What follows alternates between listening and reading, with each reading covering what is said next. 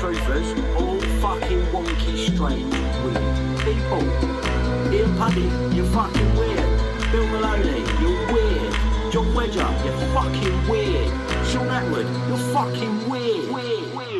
Brian Harvey's making videos. This guy's just effing Sean Atwood, effing John Wedger, effing Ian Puddy, effing Bill Maloney. When he started saying I was working for the New World Order, Brian Harvey's fucking podcast. Brian Harvey's fucking podcast. Brian Harvey's fucking podcast. Fucking podcasters fucking talking shit.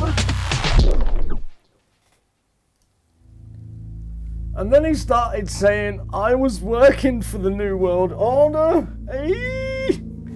How's it going, everyone? Hope you're well. I thought I'd come on today and just go through some of the screenshots that I've been telling you about. I know I showed you some off the phone yesterday, but yeah, I just wanted to go live again, man, and show you some of this shit properly, clearly on the computer. I've got the Mac Mini. I don't know if you can... £16 a week. It'll do for now. Look, yeah, I'm not lagging. It's good, isn't it? That's what we needed. All right, so well, let's just get this going. And let's get into this, because when you see this, you're not going to have any doubt in what I'm saying at the end of it. You watch the similarities in these cases, right? Yeah, Mini Mac, £838. I got it from very.co.uk through my mum. I just said take £16.50 a week at the ESA. And that's what I've got to do for now. If I want to broadcast and I want to be able to do this and I want to be able to show you this shit, I'm not fully set up properly yet because I'm waiting for this little dongle key that's going to turn my other computer just into a secondary display, which I need because I need OBS on one and I need the internet and display for pictures and videos to show you on the other. Hello Australia, hello Pudding, hello Kitty Cat Fur Babies Maria, how you doing darling? Stephanie Rickard, hello sweetheart. Albanach, Mary Lou, Kitty Cat, Arthur Young, Techno Kid, Chris, big up yourself, Universal Magic, K DMT, Alison Opper, Catherine Amblin, CD, Ryan Moody, Chris MJ, big up yourself, Lee Price, God Draymond, Gavin Fly, and Don Mengo. Good afternoon to you all. And anyone else I've missed has just tuned in. Hello Lorraine Bryce. Hello Grace Byrne. Hello Ray Carter. Hello Hassan. Gone Fly, big up yourself there from Ireland. Adrian Metcalf. Judy Ed. Who else we got? Basil Boy. Yes. Ash Butcher. Gazer Obi-Wan, big up yourself, mate. Alison and Kev James watching, mate. Yeah, so, mate, let's get into this, yeah? Let's get into this. So, obviously you ain't going to be able to see me. That's a terrible shame for you. Right, and also, I'm trying to work the trackpad for the other computer, and I can't click down on it. So I've set it so that I can double tap, and that acts as a click. But I can't drag the screen thing about. You see my mouse here? I can't just pick this file up here. Hang on, where are we? Up here, and just click down and move it. Can't do it. So what we're gonna have to do is each picture, we're gonna have to do that. And what I want to bring your attention to is that. So I think you already know what I'm gonna say. There's your checkerboard floor. And the funny thing about this one is that this is from the Billy Joe Jenkins case, right? And I believe it to be no different to the Dowler case. Because once again here, we've got a major mainstream story that we all know. You'll all remember the dad's face when I show him to you in a minute. You will remember. Exactly, Mary Lou, checkmate. There's the checkerboard once again. Now, let me bring your attention back to the John Wedger story now, which we know is the Baby P story.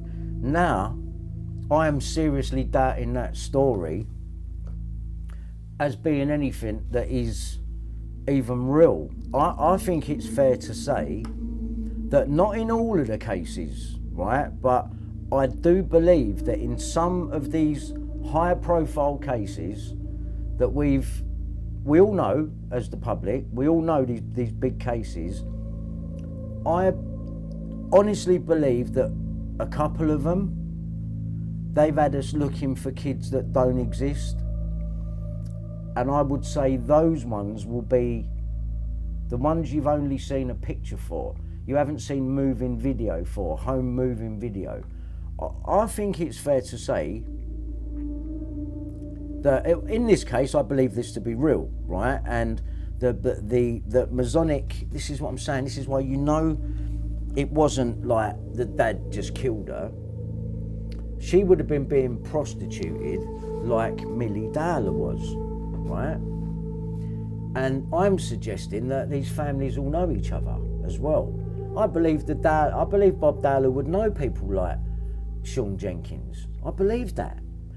And so this is from the Billy Joe Jenkins murder. So I had a look at the house, and here's another funny thing. Years ago, I used to go out with a girl called Emma B, and I met her doors away from this house. This is in Hastings. I used to live there for a little while, didn't I? Well, not the house not the flat that I lived in with her, but the flat that I met her in, her friend Aisha's flat, is doors away from this. Doors away. When they show you the aerial shot, you can see the balcony and the flats, the top one that she used to live on. It's just like, why are these things in my life, like around me or not far from me? Sidney Cook, you know, Millie Dowler, the hacking, and the whole same team of people. It is fascinating, Ray Carter. It is fascinating. There's something in this, I'm telling you. And you know what you've seen Bill Maloney and Andrew Ash and Ian Puddick and John Wedger and all of these people doing today in this day and age, this has been going on forever. It's just we didn't have the internet back in the 90s to know any of this.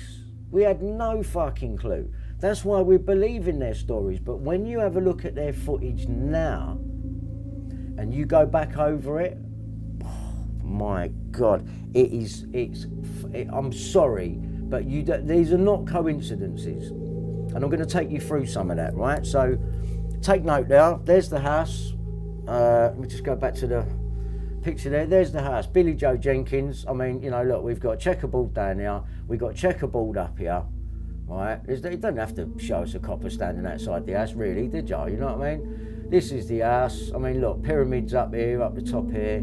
You know, if you want to go there, it's that is an abuse house, mate, right? And this checkerboard doorstep business, this is what is interesting me lately. So let's come out of that picture now, and let's go through some of this Masonic shit. So I'm gonna skip through here. There's the same house there from a wider angle. And like I say, to the left of this, I'm pretty sure it was to the left, just maybe 100 yards, few hundred yards up to the left. I was there. All right, here's the back step now, where Billy Joe Jenkins was killed. Now, here's the interesting thing. This checkerboard is black and red. So the red here, obviously, this is not just all blood all over the tiles here. This is a black and white checkerboard, a red and black. Sorry, my phone's ringing here at the same time. A black and red checkerboard at the back, and this is where they say that she was killed by the dad or whatever. I don't believe this. He went out so the body could be fucking dumped there or something, you know what I mean? Because this girl would have been prostituted and someone else would have killed her, but obviously there's some, because who's going to do that? Who's going to do it? It don't make no fucking sense. But you know this is an Illuminati hit job. This girl would have been supplied to a higher up.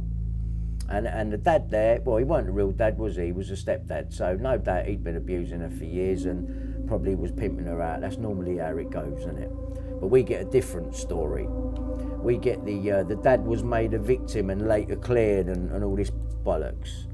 All right, here's Comrade Bellfield. This is the geezer who apparently has got nothing to do with the Ashley Park pub. And he's also the senior commissioning officer, health at Surrey County Council. You know what I mean? You always get these county council people involved. We always hear about it. But anyway, when I went in the pub the other day, the geezer, you know, corrected me on this guy's last name. I said, is there a Bellfield geezer in there? No, he goes, no, Bellfield. Oh, right. Is his name Comrade? Oh, no. Well, he is, because that's him now. Musician, are you, mate? Anyway, that's this was the other one, the Marina Abramovic.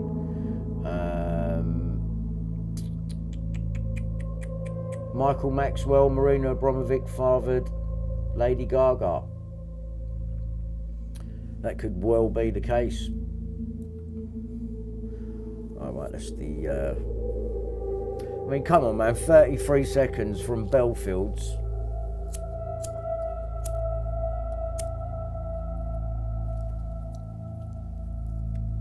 That come on, the 33's everywhere. It is everywhere.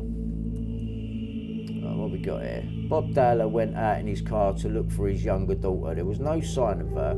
He telephoned the local hospitals without success. At 7:07, he rang Addleston Police Station in Surrey, and pretty quickly, police were at the house. He said, in fact, they arrived just 3 minutes later. At 7:10. Bob, Sally and Gemma are all at home by now, as were Sally's nephews. The officers were allowed in Millie's room, which they described at the time as a normal teenager's room. It was messy and untidy and the bed was unmade.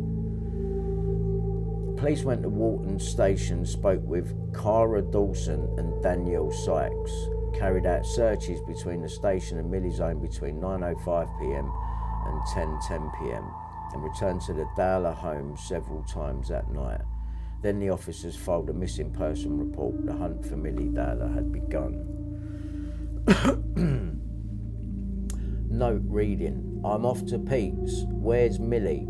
This is the dad on that day. By the time he had finished his call, there was only Gemma in the house, and she told him that Millie was not at home. She had not arrived and called out, Amanda, where are you? And received no reply. 5:21pm, Bob phoned Millie's mobile, left a message to the effect of, where are you? Mum's gone out, I'm going out at 7pm, where are you?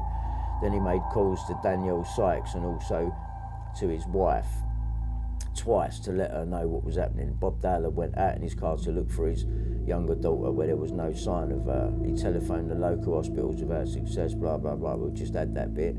Bob Dowler, then 50, was still at the family's Walton Park home as that March afternoon gave way to early evening. He had gone into the drawing room at the front of the house that he used as his study. He had been on a number of telephone calls. He was later to say were stressful. The door to the room was closed. He had arranged to go out that night about 7pm with a friend to a concert in Guildford. So Bob was going to a concert in Guildford with a bloke called Pete. This is what I'm saying. Everyone was got their stories ready. And Sally, 42, was to babysit for relatives who were going out to celebrate their anniversary. Sally came into the room and gave him a post-it note reading, I'm off to Pete's, where's Millie? Oh, right, Pete, if Millie had stayed on the south side of the road, she would have walked past the striking Bird's Eye building, a 3-storey 1960s office block, which had become Grade 2 listed. Catherine boarded her bus and once on board, looked for Millie. but could not see her. She had vanished. Well, she would do if you looked on the other side of the fucking road. But if there was any truth to that story, the second you've got on the bus, showed the geezer your Oyster card and turned you back on the direction that Millie was walking, she could have crossed the road then. But to be honest with you, the fact that the eyewitnesses are family members and close friends and no one else saw shit, they can basically give you any fucking story they want if they're going to get the help from the police and the media. And there's something wrong with that story, as you've seen. I've been there. And there's no way that Bellfield was hiding behind that bush, took Millie, you know, a couple of hundred fucking yards from that gate, all the way round through that tunnel thing, and then round the back without being seen by all them houses. I mean, there was even a window open next to the door where you come in the back. Fucking don't tell me no. There's lies. It didn't happen. It didn't happen. Millie was seen in Station Avenue by Catherine Lanes, 15, also a Heathside pupil. What was she doing there then? If she went to Heathside, why are you at that bus stop? Why would you get off at Walton and be at that bus stop? Wouldn't you get off at the next stop where Millie would have got off instead of walking that half mile to Millie's? Well, you know, what are you doing at that bus stop?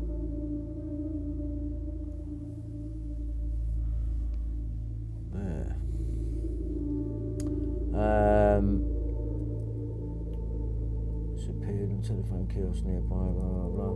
Right, this ain't... I'm going to come back to this because some of this hasn't been screenshotted in order, and this really here is for another time. Police arrested King, this is Jonathan King, in November last year after a man made a complaint that he had been abused by the pop mogul when he was a boy.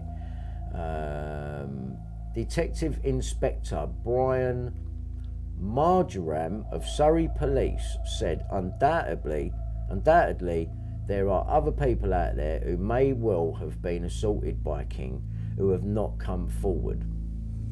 He said he would not like to put a figure on how many other boys have been victims, but they have been given a chance to come forward during the investigation had they wanted to. So I was just doing a bit of checking on other officers that were working at Surrey Police alongside the other guy, Jeremy Payne, who I think is in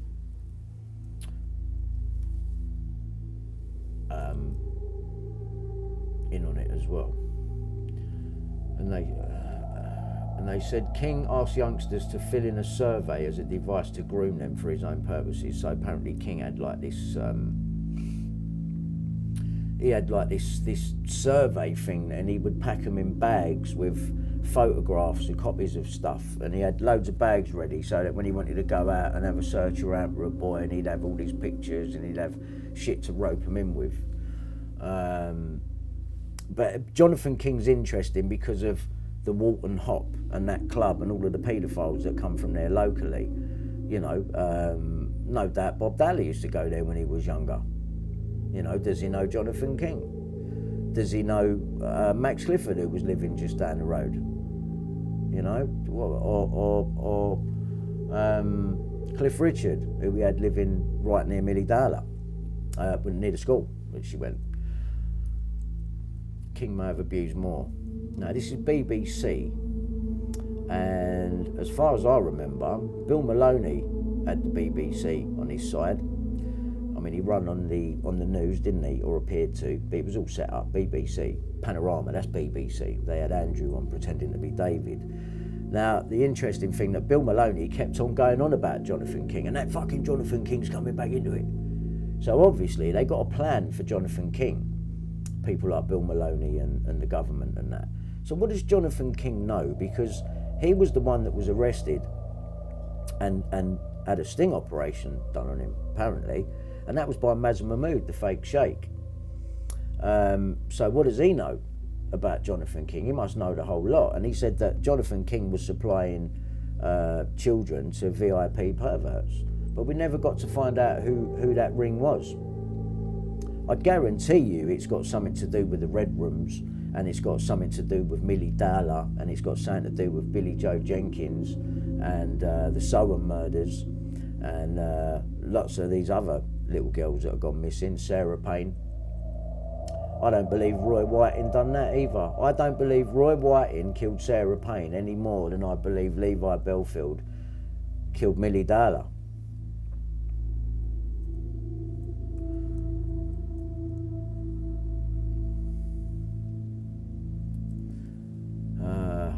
The police force leading the hunt for missing schoolgirl Amanda Dowler yesterday denied a report that the detective leading the search had been replaced following an independent review which branded the inquiry chaotic and rudderless. This is the Millie Dowler inquiry. A national newspaper reported that Detective Chief Inspector Stuart Gibson was replaced as head of the inquiry by Detective Inspector Brian Marjoram, an expert on paedophiles who helped bring the disgraced Jonathan King to trial. Right, this is going to get better. The newspaper said the Sussex police inquiry into the handling of the case was highly critical and made it clear that urgent and dramatic changes need to be made. Why? Because this Gibson geezer must have been the one that arrested Bob Dowler and said the dad's done it and accused him. So what have they done to Gibson for that? They've got him off the case. And he's been replaced by this Brian Marjoram, who is in with Payne, Jeremy Payne. And he's an expert on paedophiles, and he's helped bring down Jonathan King. So Jonathan King in 2001 goes to prison. In 2002, Millie Dowler is killed. In 2000, Sarah Payne is killed. And Michael Payne is drinking partners with Bellfield. They go to a pub in Walton, which is 33 years old, run, or has got something to do with, Conrad Benefield. Now, Michael Payne is now dead. Max Clifford, who lived in the area, is now dead. Levi Bellfield allegedly is still alive. But I cannot get over that Michael Payne and Levi Bellfield were drinking partners, and Bellfield doesn't even get any questioning whether he had anything to do with the disappearance of Sarah Payne. But Jeremy Payne finds Roy Whiting for the murder of Sarah Payne. Let me say that again. Jeremy Payne finds Roy Whiting, the so-called paedophile, in the Sarah Payne murder case. Don't worry about if they start spelling their name different in the press. Yeah? They are connected. I mean, that's fucking blatant, getting Payne in to deal with the Payne case. And then he works with this Brian Marjoram. And he's the one that's done Jonathan King. And Jonathan King, the Walton Hop, same area, Walton-on-Thames. Well, I'm telling you, these people have had something to do with this. Either they've been supplying these little girls. Who like little girls? Max Clifford. Did they go there? Or was that work? I believe these kids are being supplied to some form of royal. Because Sarah Payne, the whole Union Jack painting in the background and getting the dad to wear the shirt and all that, I just feel like there's just something wrong there. And then to top it off, Sarah Payne, the mother, is friends with Rebecca Brooks. Well, Rebecca Brooks is a cunt. Now, if you're mates with her, I mean, yeah, all right, you might have pushed out Sarah's law telling us where the paedophiles are, but you just know where to go and get them now, to blackmail them, to get them to do your dirty work. That's all that's come from that.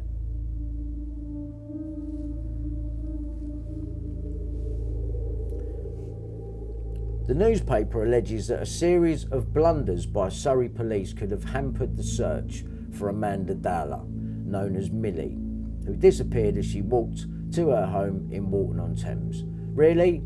How did that hamper the case then? You accusing the dad? Because I think you had it right the first time. But Surrey Police said the review of the case by Sussex Police concluded it was a well-run inquiry. That may well have been the case in the beginning there. Detective Chief Inspector Stuart Gibson is also the Divisional Senior Detective for North Surrey. North Surrey is one of Surrey's busiest divisions, and the return of DCI Gibson to his divisional duties is related directly to the support required on that division. Inspector Marjoram was not a direct replacement for DCI Gibson, which means yes, he fucking was.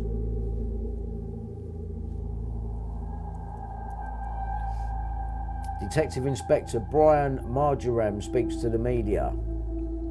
Police determined to solve mystery of missing Millie, the Telegraph. Oh yeah, well, was that your Stuart Payne who done that? Who done the story on that one? Jonathan King case press conference. So this is Brian Marjoram, Surrey Police. So he is disgusted that, oh, this was very interesting. Please have a look at this. Oh, look at this. Right, so this man needs to come out of prison, right? He's been in there, he ain't fucking killed no one. What is that about? What is that about? Honestly, like, what is that about? He ain't fucking killed no one. He's done a couple of protests and that since he's been inside, and that's what he's still in. Fuck off, man. Fuck off. But this was interesting.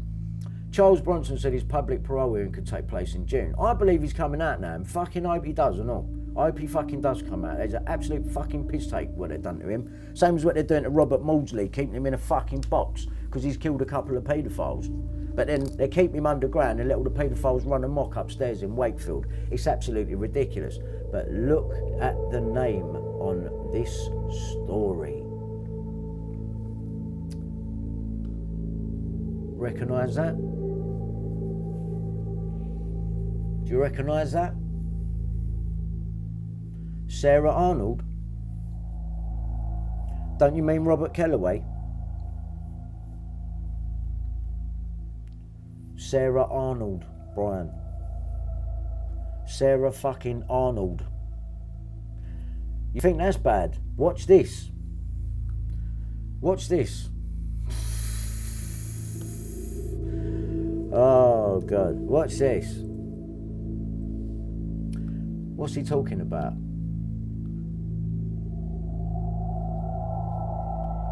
So he's disgusted that serial killer Levi Bellfield was allegedly caught groping a female pen pal visiting him at HMP Frankland, where he is serving life for the murders of 13-year-old Millie Dowler, Amelie Delagrange, 22, and 19-year-old Marsha McDonnell. Now, do you not find it strange that Sarah Arnold is talking about Levi Bellfield at this point in time right now? Sarah Arnold. Well, we'd like to speak to you, Sarah.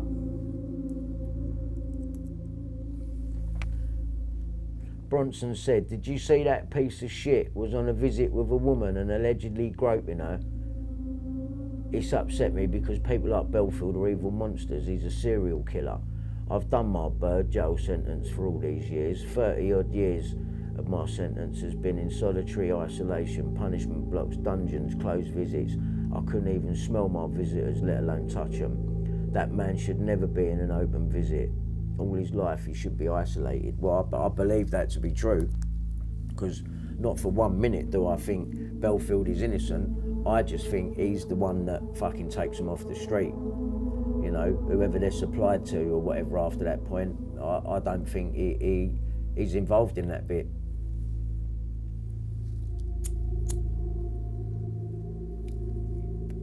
No, Sarah Arnold isn't Wendy Wu. Sarah Arnold doesn't exist. It's a pseudonym.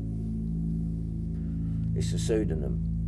But it's the timing and it's who you're talking about. Levi Bellfield.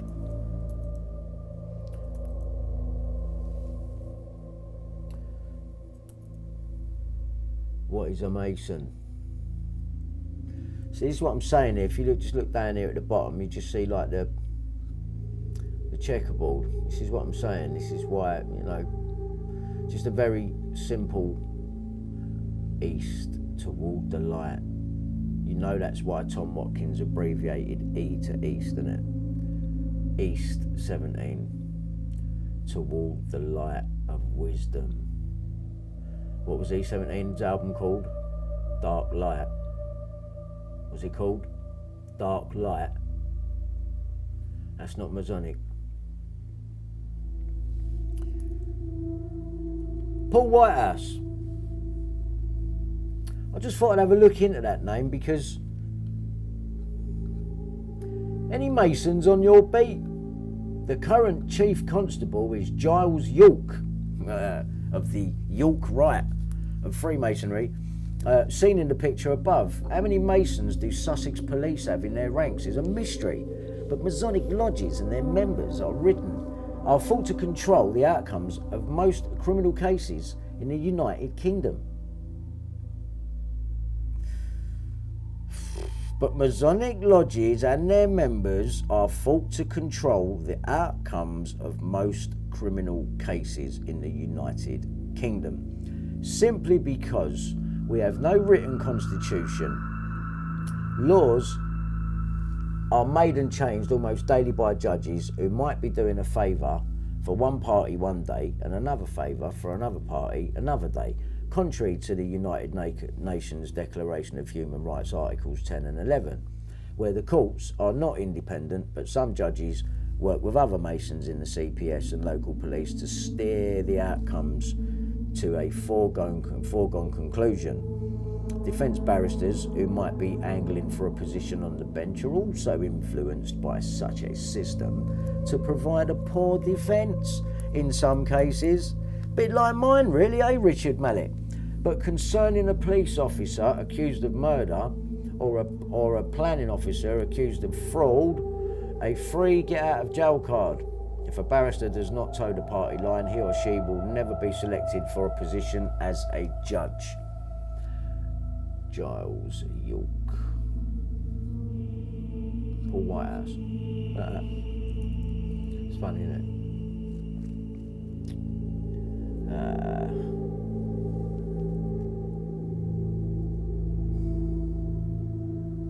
Brothers in Arms. The Masons have been linked to the Knights Templar and Satan worship, where some of their more extreme ideals have been taken from the Crusaders of old, mixed with satanic rituals as part of the ceremonial induction to the International Secret Society. Part of these rituals require an oath to protect brother Masons at any cost, disregarding the law of the land and the morals that make us human and decent Christians regardless of faith. Brothers in Arms.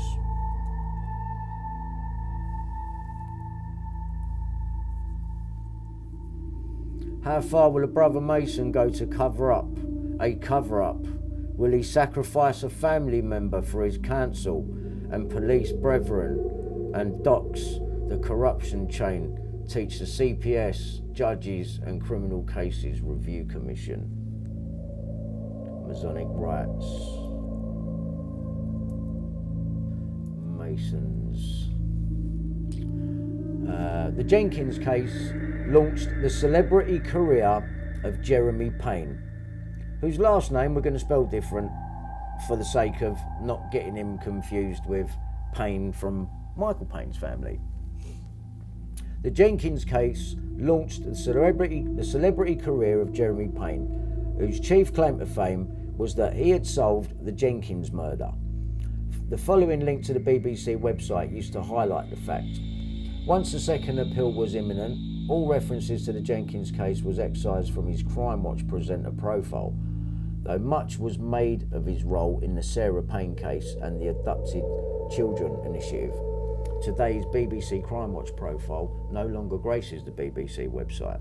Jeremy Payne retired from his role as Assistant Chief Constable of Sussex in 2010. For the past 20 years, a murderer has walked free, remains free and could still be a danger to children, yet Jeremy Payne managed to slip the tether of the Jenkins case and soar to great career heights before fading out of sight.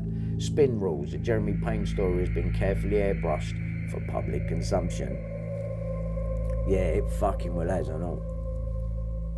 March 2004, Jeremy Payne speaks. It is an article in The Independent on the 6th of March 2004. Jeremy Payne makes the empathetic statement, "I would not have charged him with murder unless I was utterly convinced he was guilty of this crime. I remain convinced of it." Really? But then he would say that, wouldn't he? That's been the problem all the time. Somehow, though, his comment has a hollow ring to it. So people are criticising him. It is worth noting that within a fortnight of Jeremy Payne's performance at Cumberland Lodge, so he's a lodgeman, the Chief Constable of Sussex, Paul Whitehouse,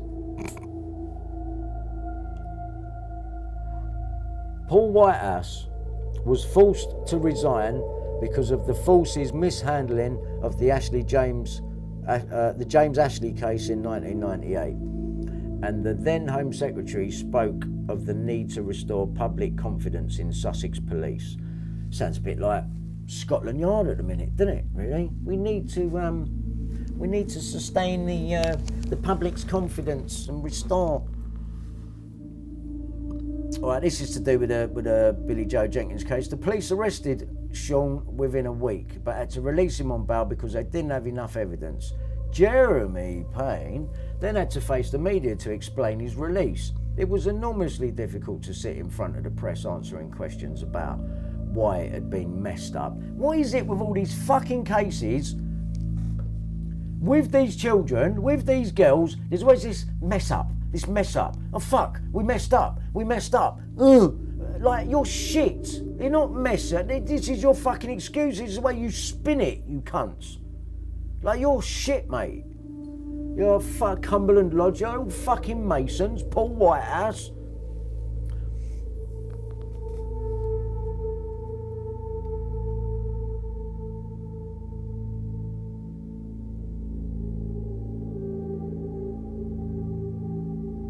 Keep going. Cumberland Lodge.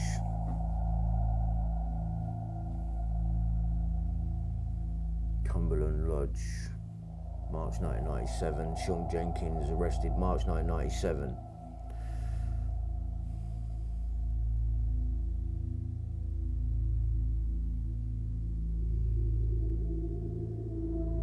Jeremy Payne, 1997. Billy Joe Jenkins' murder is investigated by Superintendent Jeremy Payne. 1998. Conviction of Sean Jenkins. Let me make this bigger for you.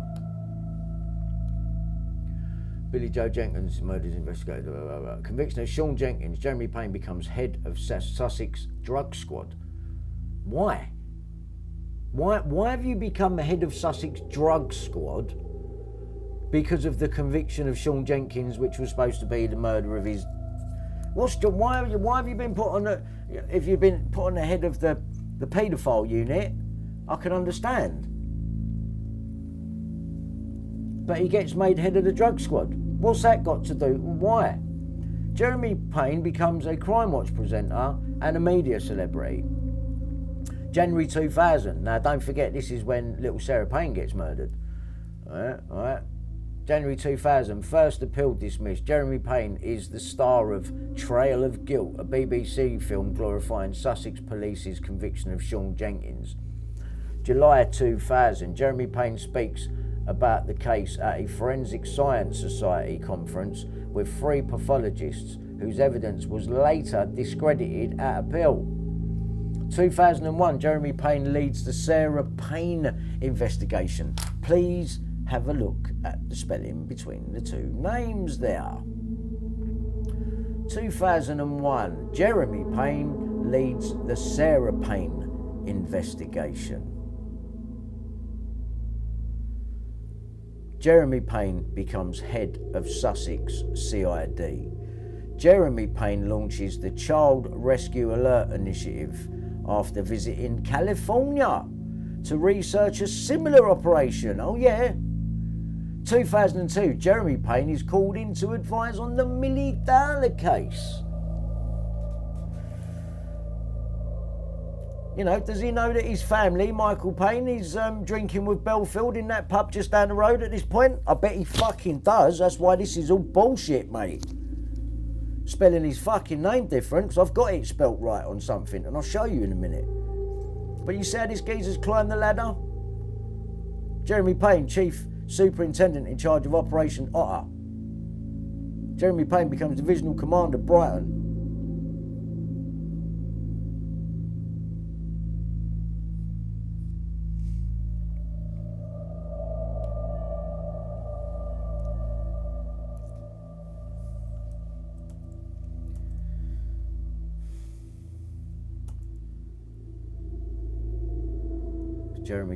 Jeremy Payne.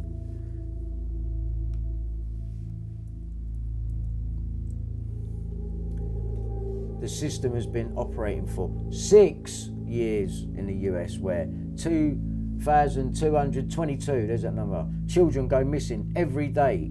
He thinks broadcaster could be persuaded to be associated with the initiative. He said, I think it would be an interesting debate with the broadcaster that said they're not going to do it. He said it could have helped in the cases of Sarah Payne and Millie Dowler. Well, no, it wouldn't, because what has she got on her top?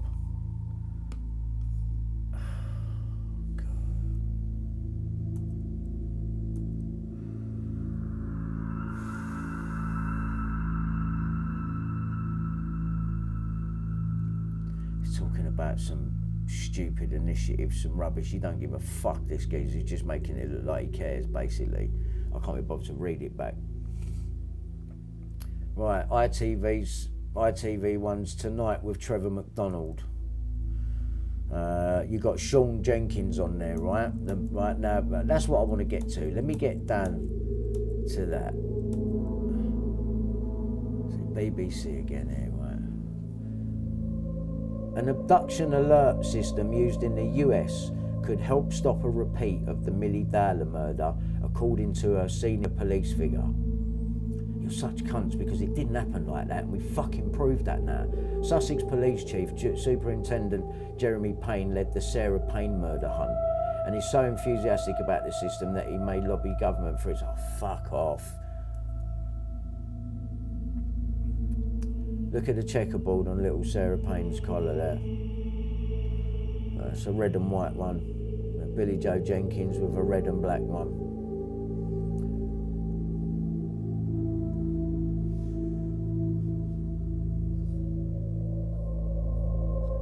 See that? You see that there? That royal flag. Yeah.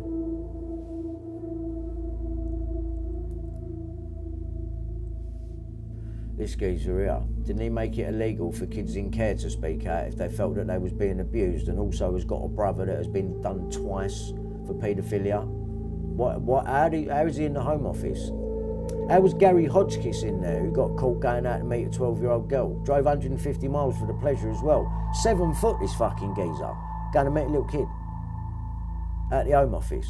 Jack Straw. This cunt. Well, you know, that just says everything to me now, this picture. With him involved. And Miss MBE now. She's got an MBE. Yeah, franging about with Rebecca Brooks. Rebecca Brooks don't fucking care about you, mate. You just all got used. This worries me as well, this wearing of the jumper, this shirt, the black flag, which is mourning, her painting in the background, her sitting up here above.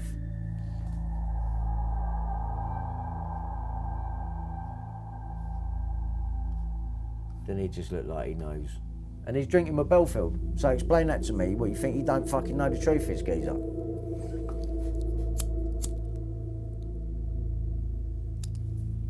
He knew the truth, that's why he got killed for it. Well, listen, you don't know the circumstances in the background here of what, you just don't know, do you? You know what I mean? I know what I think, but you just don't know. But we do know he was drinking with Bellfield, so that weren't right. Was he being offered sex from little girls? Is that what he'd done wrong? Was he being blackmailed? I think he was. I bet he was. Sarah Payne, what are you wearing? Please? What are you wearing? Nothing goes in the newspaper unless they fucking want it there. Just remember that. It's not just, oh, you know, a lot of kids wear Mickey Mouse and Minnie Mouse. Yeah, alright. Well, I'll show you Tom Watkins in a minute. He loves Mickey Mouse and we know what he was fucking connected to. Well, he's still connected to, the cunt. Yeah? What they choose to put out in the media, nothing goes out there, right, unless they want it out there.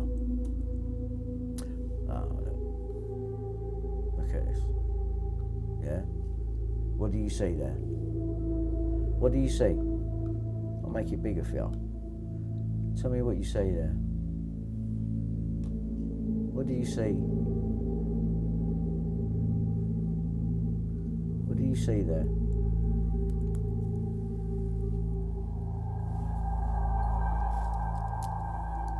Tell me what you see there. Yeah, we all know what Disney's about. Thank you, Techno Kid. Checkerboard floor again. Yeah, 13. It's all there. It's all there. It's all there, and it always will be.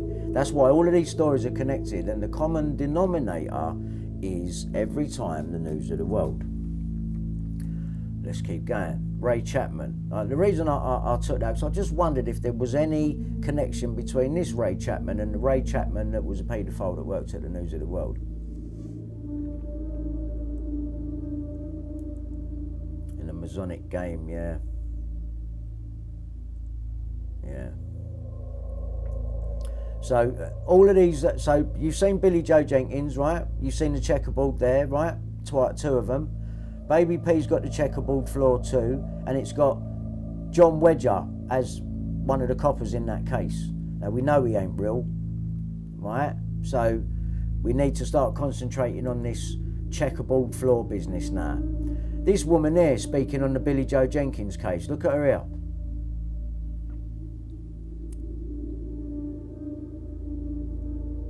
Yeah? Look at that.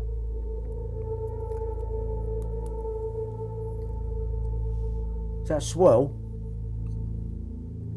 Where have we seen them before? It's a swirl, but it also looks like a Masonic G, doesn't it? Look. Gnosis. Yeah, this is one of the people they got talking on the documentary on the Billy Joe Jenkins, right? And it's what they put in the picture all the time. Either that, or these are some massive coincidences. Right? Look. And she looks evil. Look at her face. You wouldn't want her tucking you in at night, would you? You're right. There we go. The fight for Sarah's law. Ah, and who was involved in that? Rebecca Brooks, who knew nothing about phone hacking. No, she only made a quote in my case, in 2002. Fucking idiot. Yeah, oh, there you go. Be another one of Brooks's mates. Yeah? Yeah, you share it, Crazy Bunny. You tell everyone you know about this. Right, here's some pictures off of the same documentary. Look at the bottom of the toy. Look at the bottom of the fucking toy. Same thing. Look. Same case, Billy Joe Jenkins. Nothing in it though. Oh, she's got a heart in her heart. Okay, that old fucking chestnut, yeah? See, big heart, little heart, yeah? Well, the logo for Keeping Kids Company, which was Batman Jelly, who also likes a spiral, a bit of checkerboard, a bit of art, and a big paedophile white house. She, what's that?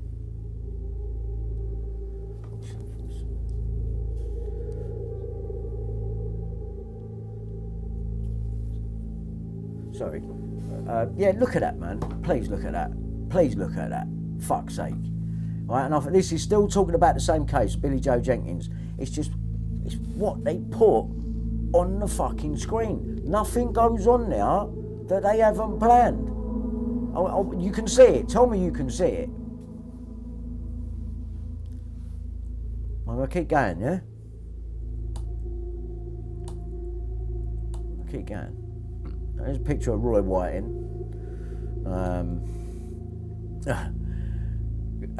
Right, this speaks for itself, yeah? So for the quick couple of seconds, the paedophile's filling up his car at a garage. Look what comes up on the numbers. They do signal to each other. Look there. Look. Yeah? Yes. You see now. Yeah? There's more.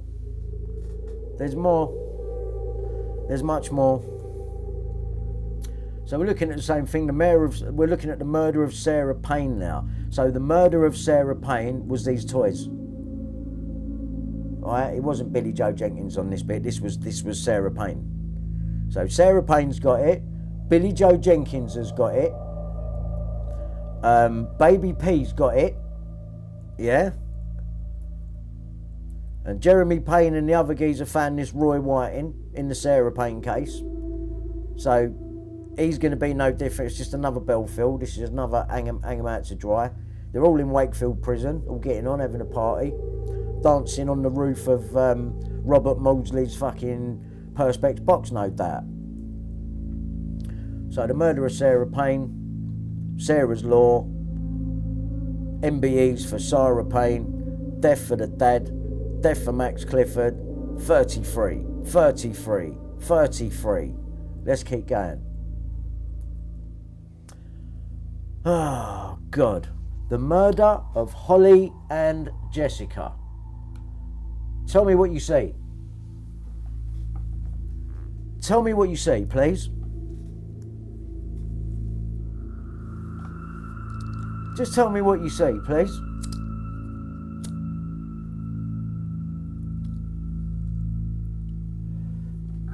The tie. Checkmate.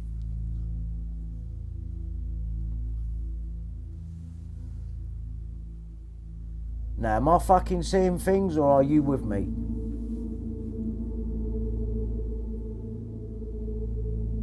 That's 3 big cases so far.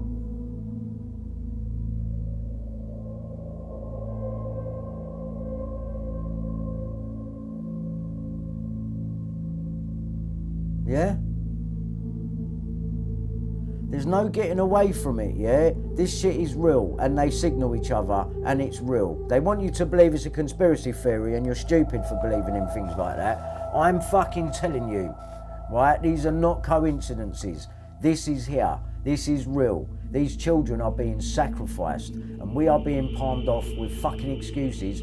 For God knows, I don't even know why they're bringing them up. I don't even know why they're bringing them up. They must be blackmailing these families, using them, using their kids. But they've all got the checkerboard related to them. All of them. Let's keep going. Let's keep going. Yeah, they are mocking Jesus.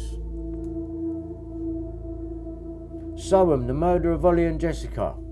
Tuesday, 13th of August. 13.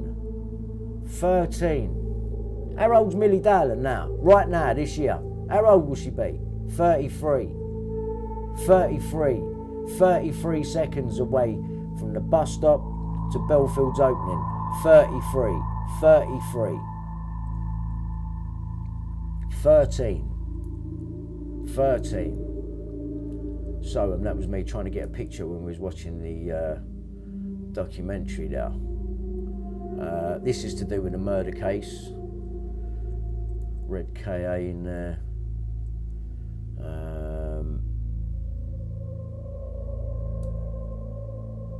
Back to him with a tie again. Right. Sean Jenkins, the murder of Billy Joe Jenkins. Now, what do you see? What do you see?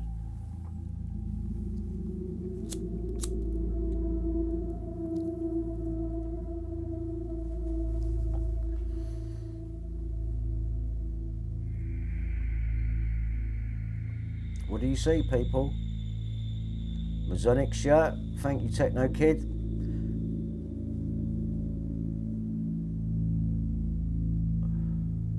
Pyramid and sign. Throwing up the Baphomet again. Who else was doing that same thing? Just tell me. Which other father of a dead child is doing exactly the same thing? Tell me his name, please. Tell me his name. Write his name in the comments. I want to see his name. Who else was doing that with a dead child? And these families know one another. Who was it? Just tell me. Just put his name on there. Who else was doing that same thing? Thank you very much. Thank you very much. It's the same shit. And do you remember who else was doing it? Exactly that one, who we know to be a liar and an actor.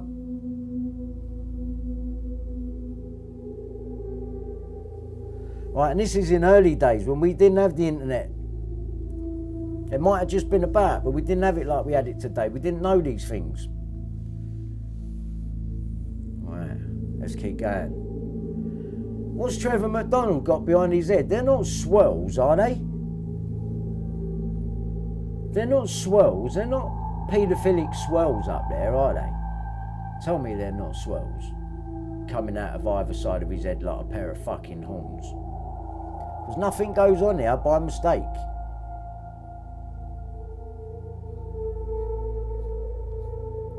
Yeah, I don't miss nothing. Let's keep going. The shirt. I give you the shirts. Girl lover symbol. Okay. Minnie Mouse again.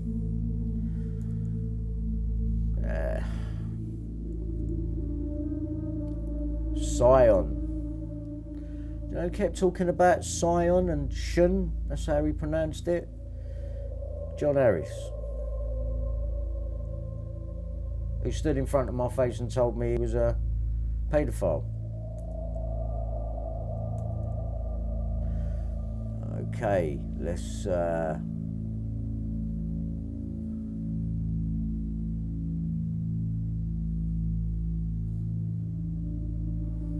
got to make sure they get it in there, haven't they?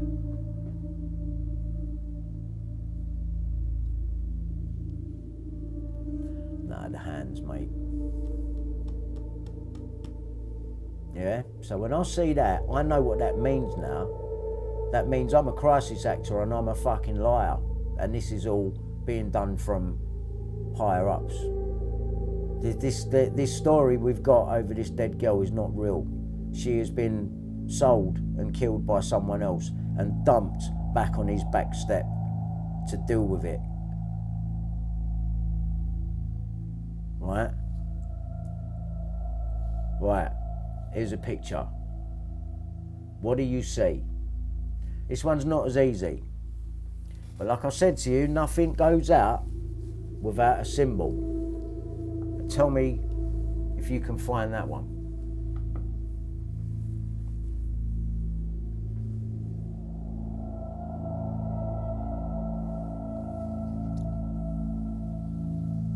Black and white, there it is, thank you.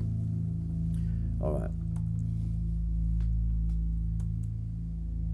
Other than my world fell apart, I was confused and in shock, and a point came when I actually wasn't sure what I was doing. It was that confusion which, according to Jenkins, caused him to repeatedly change his account of his movements just before Billy Joe's death. Right, At we've first got another he said one. that on returning from the clarinet lesson. Right, we got another one changing his account. Where have we heard that before? Bob Dowler changes his story, doesn't he? Yeah, forgets to tell the police that he had a wank in a bedroom. Didn't say his bedroom. Where was it? In Millie's bedroom? Before she called him, remember? He forgot to put that bit in there. Another dad doing the same thing, changing his story with, you know, Sean's wearing the checkerboard. On this one, it would have been too hot having the dad in it. We'll put the daughter in on it, who can't stop smiling when she's talking about her dead sister. It really does annoy me. There's nerves and then there's, nah, mate, I don't know what that is. He never entered the house. Later, he said he did enter the house and had waited in the hall. Then he told police he'd gone into the kitchen. Officers believed that he was lying to distance himself from the scene of the murder. Patsy. This is a patsy. When I'd found Billy, I was being interviewed within an hour. And I was totally confused. And I gave a very general account. I didn't actually sign a witness statement. General notes were taken. And it was, in fact, different. Could one explanation be because your memory was beginning to return, or was it because you realized that the children were giving different accounts to the account that you gave, and you had to keep changing your Another one with a story? story all over These the were, place. if Now you he's got to like, account for the private story change. conversations, He remarks ragged her. that were made off But he'd the be cuff prostituting her. He ain't. at a He time didn't when kill I her. was in shock. He didn't kill her. That was for someone else done that. Whoever bought her. 97.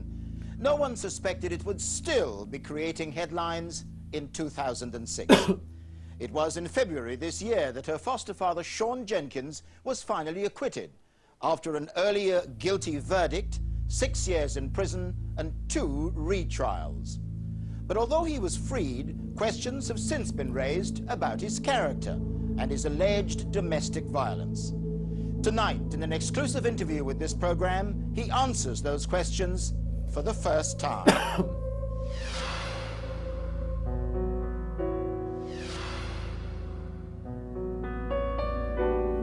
The victim, a teenage girl with everything to live for. Billy Joe was attacked with a tent spike as she painted a back door, left alone for just 40 minutes as the rest of the family went shopping. Her body The was suspect, discovered by- the foster father who'd helped to give her a new life, then, according to police, brutally took The it geezer got away. on next to him. What's his The tie saying? facade Look, of look, respectability. look, Sean look, Jenkins, look. the deputy headmaster, Look, tonight look. beginning a life sentence for the ferocious murder of his foster daughter. 5 weeks ago, In the background former there. deputy head teacher Sean Look at her. Jenkins Yeah, was there she finally is. acquitted of Billy Just Joe's enough. murder. Just He's enough. become the only defendant in Britain to be cleared after being tried 3 times Look here, for look the at the same hands. crime. What? He's done it at the beginning. I've He's just always done it at the known beginning. that I would be acquitted. When I was first sent to this, and Of their own. Black and white. What are your memories of Billy Joe? well, she was lovely, and we enjoyed every minute that she was with us. Wonderful memories of her and of holidays and of things that we've done together, play squash, go running, play tennis, and have enjoyable Christmases with her. So there are many, many He happy reminds memories. me of Puddick, mate. But on February 15th, He looks like he's been 1997, having Billy Joe advice was from murdered Puddick. while she was painting patio doors at the Painting Needed patio white spirit doors. to get it off. Fucking what? We needed white spirit to get it off. Fuck off. Talking shit. Fucking talk shit. Look at the door, man. Look at the fucking door.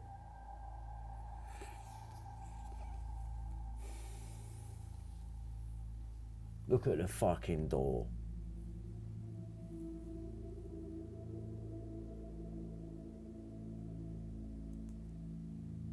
Yeah, look. There's the red object and then the door. 33. So they've all got checkerboards. They've all got something red involved. Bellfield's car was red. Some Mazda thing. Red. This is a red room killing. And it's a Masonic cover-up. And they've all got checkerboards. Even now, you know, you can bypass the ones. There's the police. Well, who the fuck do you think they are? 33. 33 seconds from the bus stop to Bellfield's. Checkerboards everywhere. Dodgy fucking people everywhere. Like Wedger and Bill Maloney. And pushing these fucking false stories. You got Puddick who works for the Queen. You got Puddick forming companies on the dates that I've been hacked. He gets me arrested on the date that Bellfield gets arrested. And creates a company on the day that I'm hacked when Millie was hacked. What a fucking cunt hole. Yeah? Checkerboard.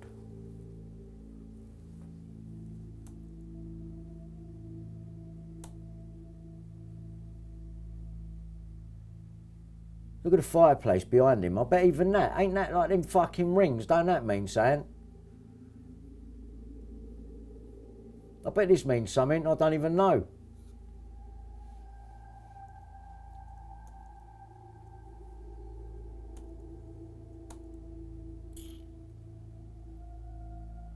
Six months after Mrs.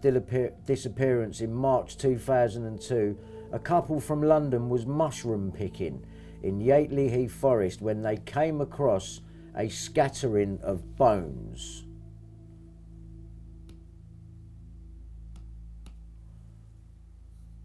Reporting it to Surrey Police, a team of 40 policemen began work on the site, examining the skull and bones.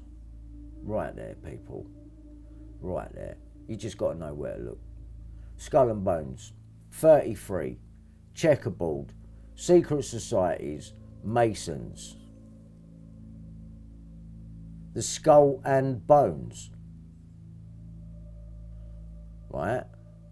So, there was no clothes. But the police team reckon it took them, one of the fuck-ups was, one of the blunders, was it took them over a month to analyse the clothes. What clothes? There weren't no fucking clothes. You heard the copper say that we know that she was found with no clothes.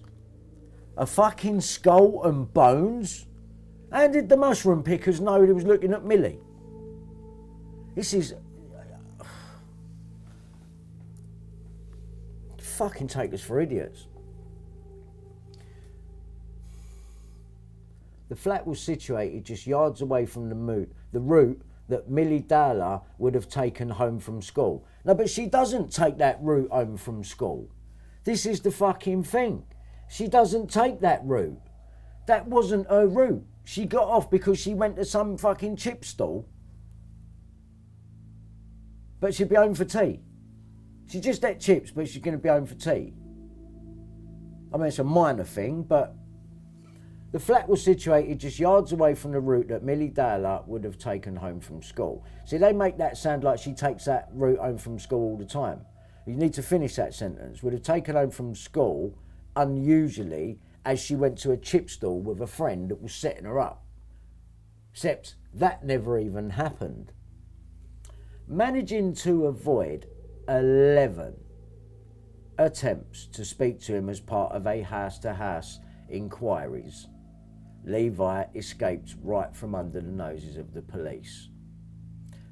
Bullshit. Managing to avoid 11. There it is. You get 11s, you get 22s, you get 33s, you get 13s, you get 6s, and you get 3s. Right? So it is. Don't ask me. I don't fucking make the rules. Don't ask me why. So, let's have a look at this little statement here from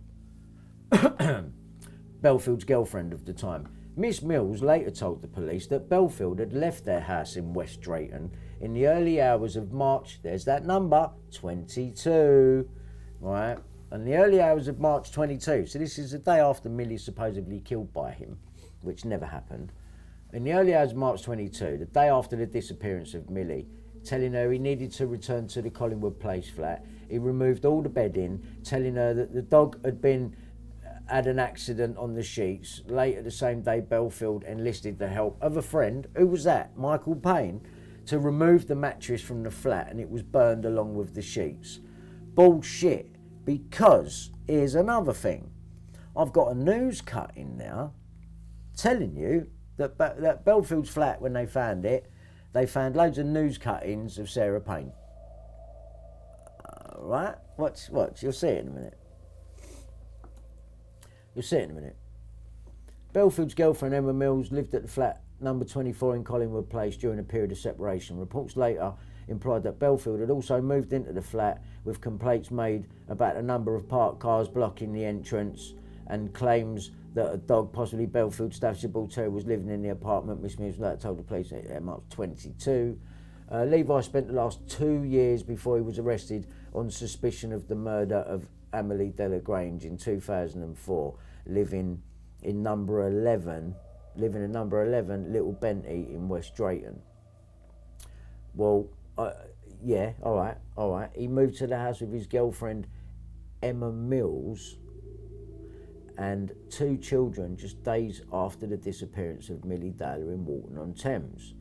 So he's moved, but yet it says in the paper that he's drinking in that pub with Michael Payne up until 2004.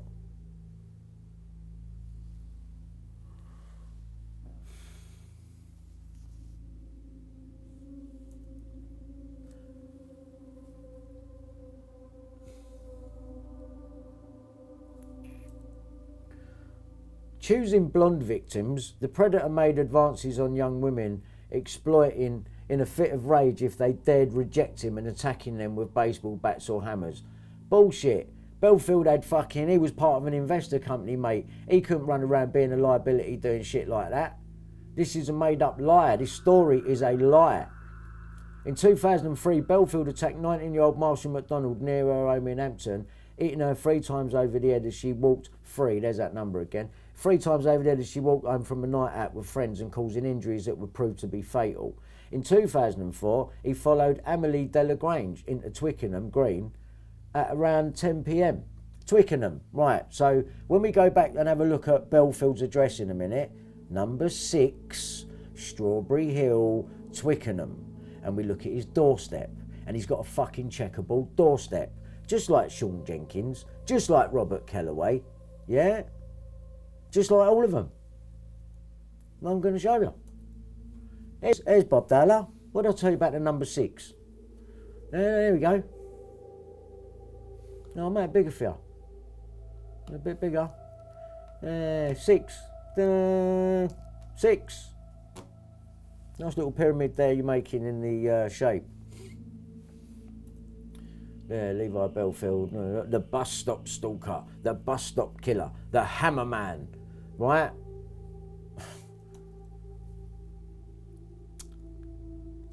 This is when Stuart Gibson, Detective Inspector Brian Marjoran, new boss, Detective Chief Inspector Stuart Gibson, got fucking jogged on back to North Surrey. And this Marjoran took over, who works with Payne.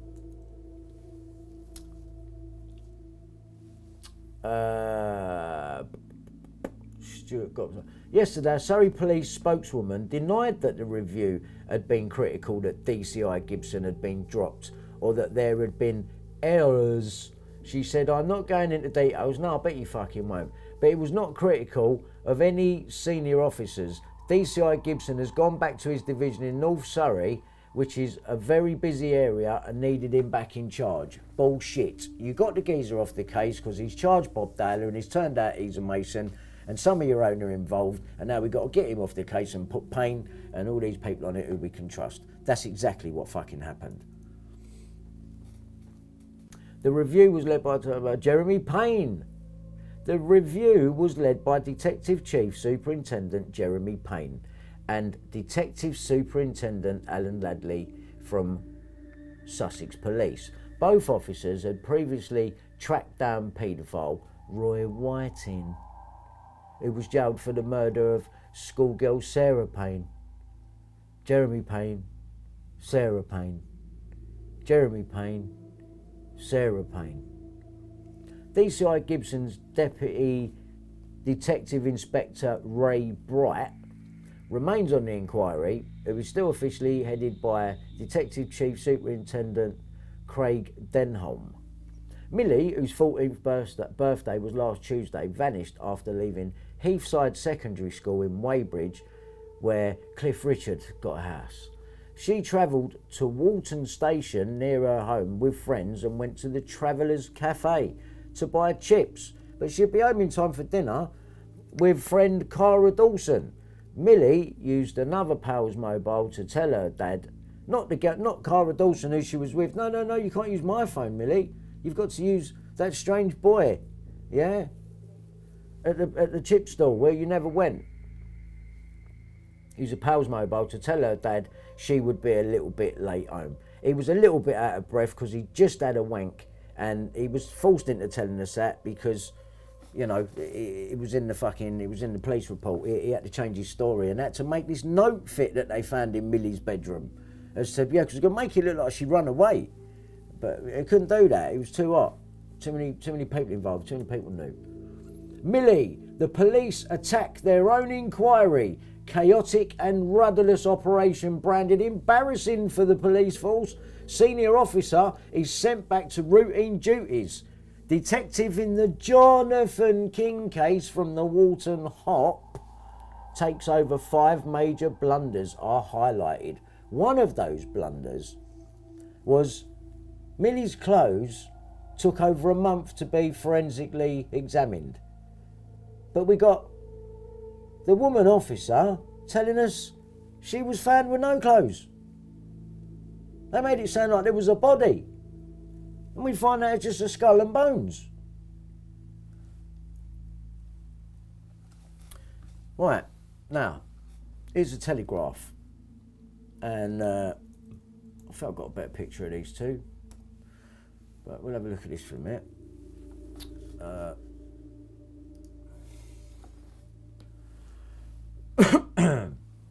The Telegraph. First of all, I just want to point out who this story's by. Stuart Payne. Stuart Payne. Stuart Payne. March 2005. You remember Bellfield being arrested, being questioned in the old bill shop by that woman who's saying that Millie was found with no clothes on? Do you remember that bit of footage from 2005? Do you remember? Yeah, so Stuart Payne is doing this story. So he's doing the controlled story that's going to go out as to why they've had to get rid of these 2 officers. These 2 officers here, the ones that I suspect were working closely with Bellfield. Right? Because as they arrest Bellfield, they get rid of these 2. And then they get Payne to put the story out and soften the blow. Right? The Telegraph. Police jailed for on-duty sex at a catalogue of misconduct. Now, they end up clearing these 2 later. Fuck knows how they do it, but they did it. Yeah, but they get rid of these 2 in the meanwhile while they're clearing up the fucking story. And they get Stuart Payne to put the story out. Inappropriate behaviour. Mark Witcher. That name's familiar. Isn't there a Dave Witcher connected to John Wedger? Sure there is. Police all know each other, don't they? So I reckon these 2 had sat at Bellfield, and that's why they had to kill them other girls and make it look like Bellfield. I think it's them 2.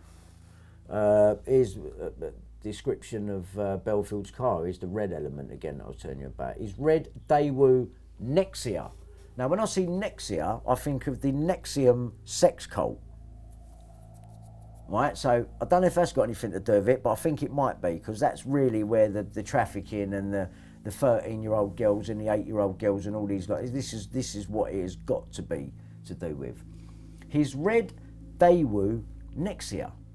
There's that red element again, that blood element, right? Which was seen turning into Station Road 22 minutes after Millie was last seen. And Bellfield gets arrested when? The 22nd of November. Yeah, I get arrested.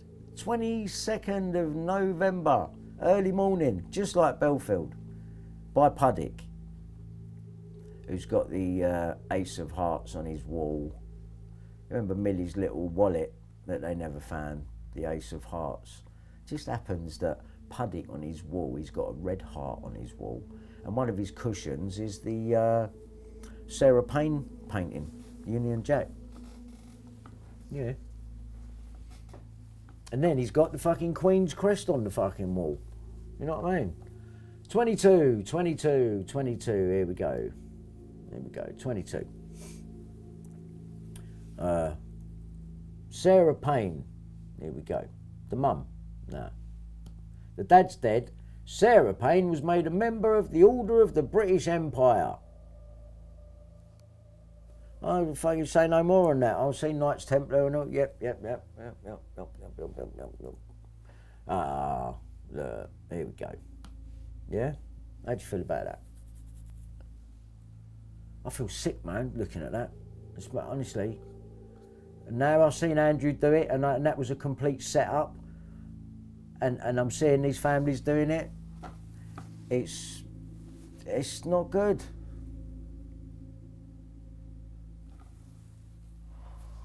Right, so he's doing a Sean Jenkins there. Here we go, there's another one. Let's do a Sean Jenkins, Andrew Ash, while I wear black and white stripes. There it is again. Are you seeing it? You seeing it, everyone?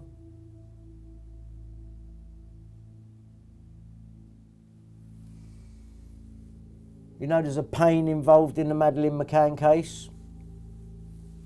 I bet if I look through that, I'll find all sorts of shit now. You look at it through these eyes. That's right, Hassan. We do need a new system, because this is bullshit. This is just, no one gets a word in, we're doing what we're doing and we cover it up, and if you question it, you're mad. Now fuck off, you paedophile. Fucking paedophiles. Yeah, so I hope it's becoming clear with the hand signs and the checkerboard and the black and white. Doesn't have to be checkerboard sometimes, just has to be the duality, the black and white. Or a pink and white if it's a check, you know, they know. Tell you what I'll quickly do. I will quickly just play you this, because it's appropriate right now.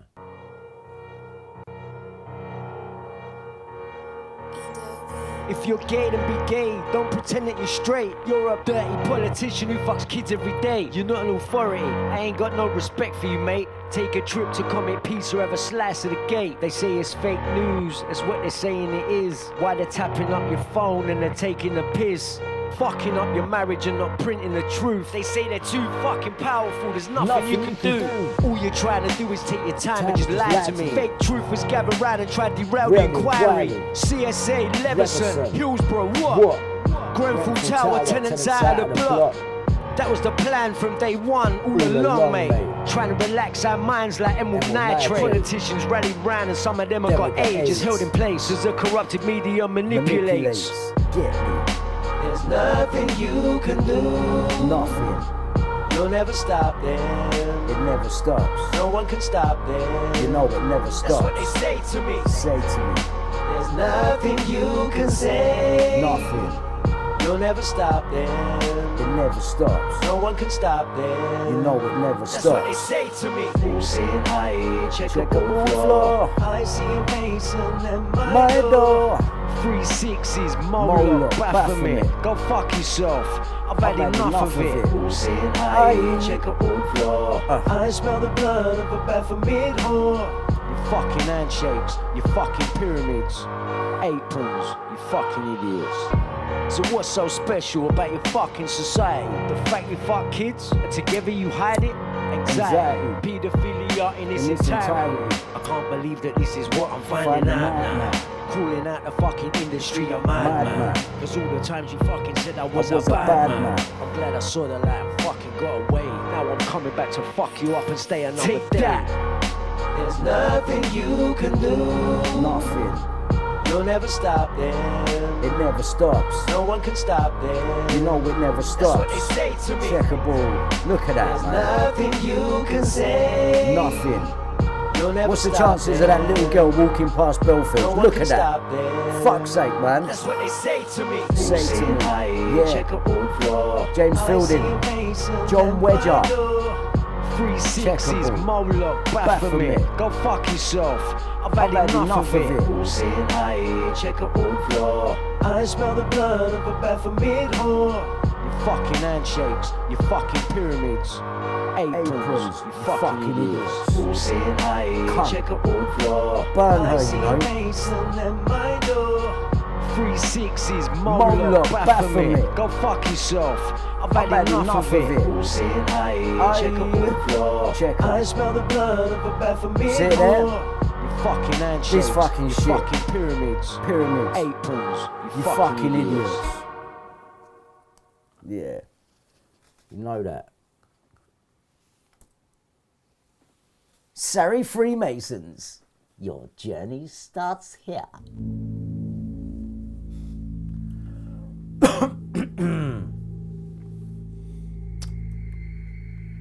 So yeah, this lot. And this is what's running the fucking shit. Right? Make no mistake about it. I don't think there's any doubt now anyway. Ian Ronald Puddick, look at the date of birth, 1969. He's got the 3 6s in there. This geezer's very important to their shit. He can laugh it off. You're involved with the Queen, mate. They're all Masons. Yeah, all this satanic ritual shit. It does go on. Don't talk shit. Yeah, you're covering up for your lot. Andrew, Ghislaine, all them lot. You didn't mention Ghislaine in Andrew's list. And why are you putting Andrew in an operation and talking him up if you knew in 5 minutes he was talking shit? Because that's what you said to me on the conversation. You're just fucking full of shit, mate. There you go, there's Andrew. Look, who else we seen doing that? We know Andrew's a liar. We know all these people are liars because I've filmed them and you've seen it firsthand for the past fucking, what? It's been nearly 8 years since that. Yeah?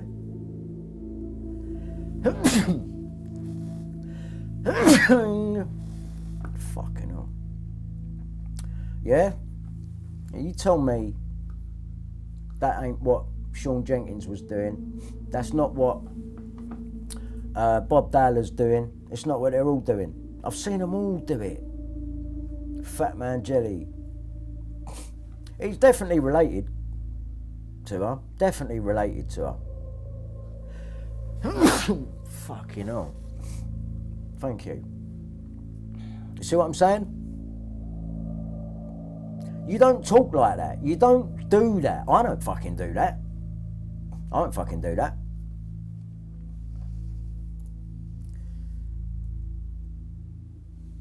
Yeah, look, you see these lot doing it as well, is what I'm saying to you. Bush, all these people, look. They're all in it, mate. They're all in the club. They're all in the club.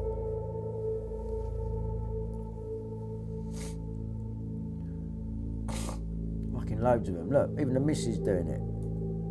Look, it's not coincidence, man. Look, you think this man's coming to save the place, yeah? I'm sorry to let you know, but forget it. He ain't saving shit, mate. I don't think so. I really want him to be. I wish he was. But I see him dancing with Epstein. And dropping a red tie in that while you're doing that shit. Sorry, man, but this is what it's all about. This shit. Fuck knows why.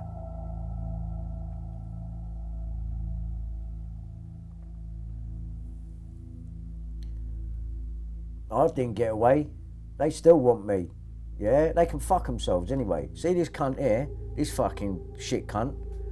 Fuck off, mate. Yeah, look at the state of it. What are you anyway? The fuck is that shit? As above, so below. They love this shit.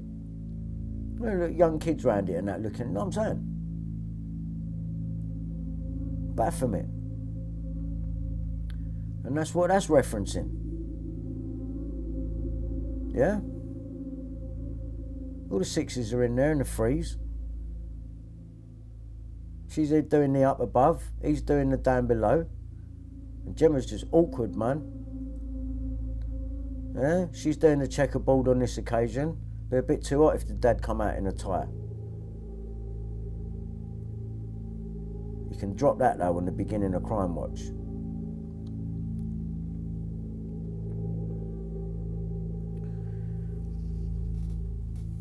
This is interesting. Sarah Payne was often seen at Brooks's side, that's Rebecca Brooks, as the two women called on the government to change the law, and the paper, News of the World, organised a public campaign to force a change of policy. It also called for paedophiles sentenced to life imprisonment to remain in jail until they died. Payne was given an MBE in 2009 as a result of her work. What work? Because I've checked the website and that, she ain't an advocate for no one anymore. It's all done now.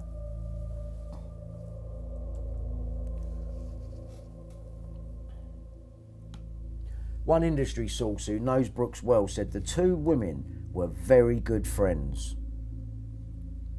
In a statement issued on Thursday night, Brooks described Payne as a dear friend.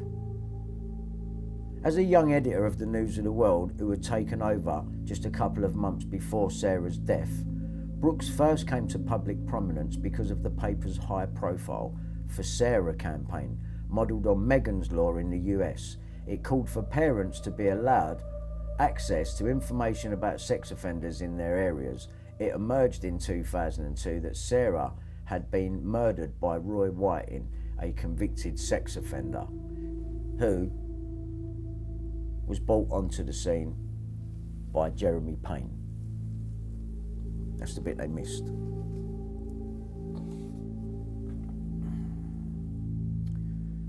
Michael Payne was found dead at the first floor flat in Maidstone, Kent in 2014.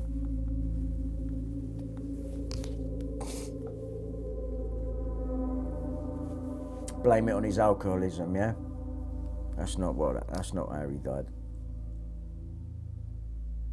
But he was drinking with Bellfield, so don't know, maybe he's drinking, maybe he was a bit of a loose cannon, maybe he would have been, couldn't have him talking. I mean, I believed it, yeah, but I watched it and I watched this geezer. I remember watching him and I felt for him. I thought, fuck, man, I believed it. But there's more to all of this. And that's why the News of the World were allowed to destroy, laptops and computers and paperwork and evidence. Please let them do it. This one's really done me, man, because I didn't know up until not that long ago that this man was on the Baby P. And it's done by James Fielding, who done Andrew Ash, and that is worrying. That is worrying, man. Let's have a closer look at this. Baby P detective sues bully police. Right, did he sue him? Because this was back in 2017. Fucking hell, 2017. This is why my computers are being taken. This is 10 days before my computers get taken. 10 days before. Baby P detective sues bully police. Did he? Can we check that? Can we see if John Wedger got paid through suing the police? Was this registered? What court was it registered at? You know what I mean? Where did this take place? And did it take place? Because I bet it didn't, because James Fielding's done it. And James Fielding done the Andrew Ash story. He was holding his hands out in that way. And here's the checkerboard again, in the background of this Baby P story. Is this story real? As these things happen to this little boy, you know what I mean? If they have, then obviously, I don't know. I just don't know what to do. I don't know. If we've seen moving video of this boy back then something's happened to him, but they've had to. Why they fucking publish it, I don't know. Because I don't think it's as simple as what they're saying anymore with these people. If Andrew Ash is an actor, then what's saying that these other people ain't actors? Blue, what for Blue Blood? The Blue Blood thing, another one supplied to Royals. Got to be backed up with a false story. We know Andrew Ash is a false story now, don't we? That's why Bill Maloney fucked off. Because you can't back that. Can't ever back that. John's out there trying to just, people are it. No bollocks, mate. You got serious fucking questions to answer. Serious questions to answer. Especially now, I see you on this.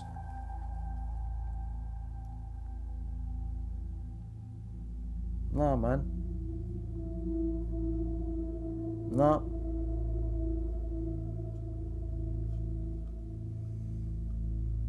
I just don't believe it now. I don't believe it.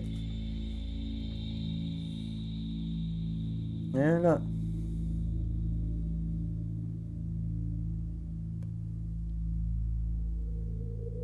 That'd be some bollocks, I reckon, Karen. That's just every now and then they've got to pop up with a story about these people that we're never going to see again, like Bellfield. He's on a real lifetime thing, so we ain't never going to see him again. We just get to hear stories. Yeah, like we see Ghislaine Maxwell. We got fucking drawings of her in prison. Yeah?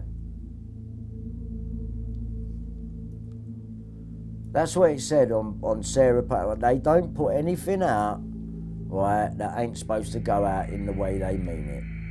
That's what it says on Sarah Payne's top. From the little bit they have exposed. A chicken,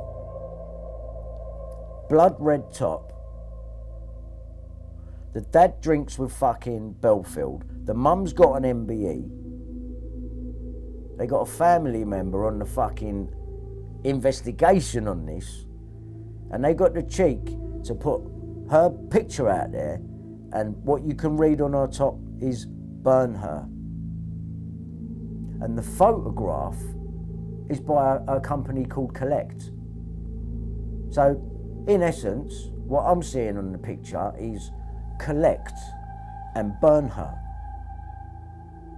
So, whenever these higher ups must be done with the kid, someone has to go and collect them and fuck them off for them. And that would explain how Billy Joe Jenkins ends up murdered after probably being raped on the back checkerboard doorstep of Sean Jenkins's house. Because he didn't do it. He's had a go. And then she got put to someone, mate, and then got killed and then dumped back on his back doorstep while he conveniently says he's out. Getting white spirit. So they tell us, has she even been in prison? You know, I don't believe anything I'm told anymore. Chicken code for young girl, it is. And there it is, there's a little chicken. It's very deep, I know, but it is there. And, you know, it's got to be, here we go, look. So I see that as collect and burn her, and she was another checkerboard victim.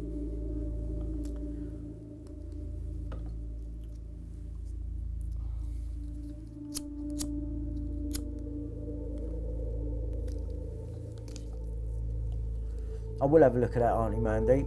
Five Fingers Lake. I will have a look at that. I will. But this is what I'm saying, man. Look at that beautiful little girl. Look, can you imagine what her last moments must have been?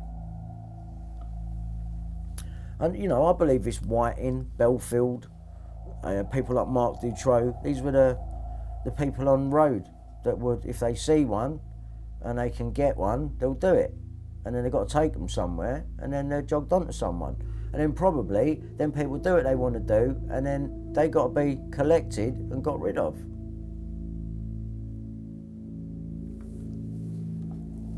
I'm telling you, there's no conspiracy about it. They're doing it in plain fucking sight. And then when you want to go and investigate the paper, oh no, you can't now, it's been taken down and we've got rid of everything. What? Well, you ain't got rid of my fucking evidence, cunt. I still got all your fucking transcripts. Got them. I got all your illegal activity, colluding with the old bill. Got ya. I got ya. And it goes right up to the top. Goes Scotland Yard, Essex Police, Met Police, you're all involved. You're all involved. CPS, you're involved. The courts, you're involved. Justice Man, you're involved. All of you, you're all involved. David Sherborne, you're involved. Yeah? Come and see me, you cunt.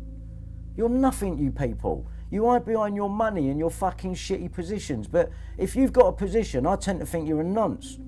Because that's what it takes for you to get a position, to be trusted by this government, this Queen, this fucking whole noncy affair. They want to know they can trust you. I'll make you an OBE now. Go on, here you go. Fuck off. Fucking shove your fucking OBE, MBE fucking shit up your fucking royal child killing fucking cunt. Get rid of these people, man. Get rid of these people. They're fucking child murderers and they're doing it in plain sight, in front of you all, palming you off with shit stories. They are fucking disgusting and they have got to go. Fucking colluding together. And if you keep your mouth shut, oh, you'll be all right, don't worry. That's what Glenn Mulcair said to me. Oh, you got to play, play things very close to your chest and the better you'll do. Fuck off. Better you'll do, you cunt. Yeah, better you'll fucking do. Well, you won't, because you're fucking exposed now, aren't you? And they all knew about it, Maz and Mahmood, Glenn Mulcair and that. And then what they do is they'll all falsely pretend to send them to prison so the public are satisfied. These people didn't go to prison. Wake the fuck up. Fucking Wakefield up. The Ashley Park pub, the pub I went in.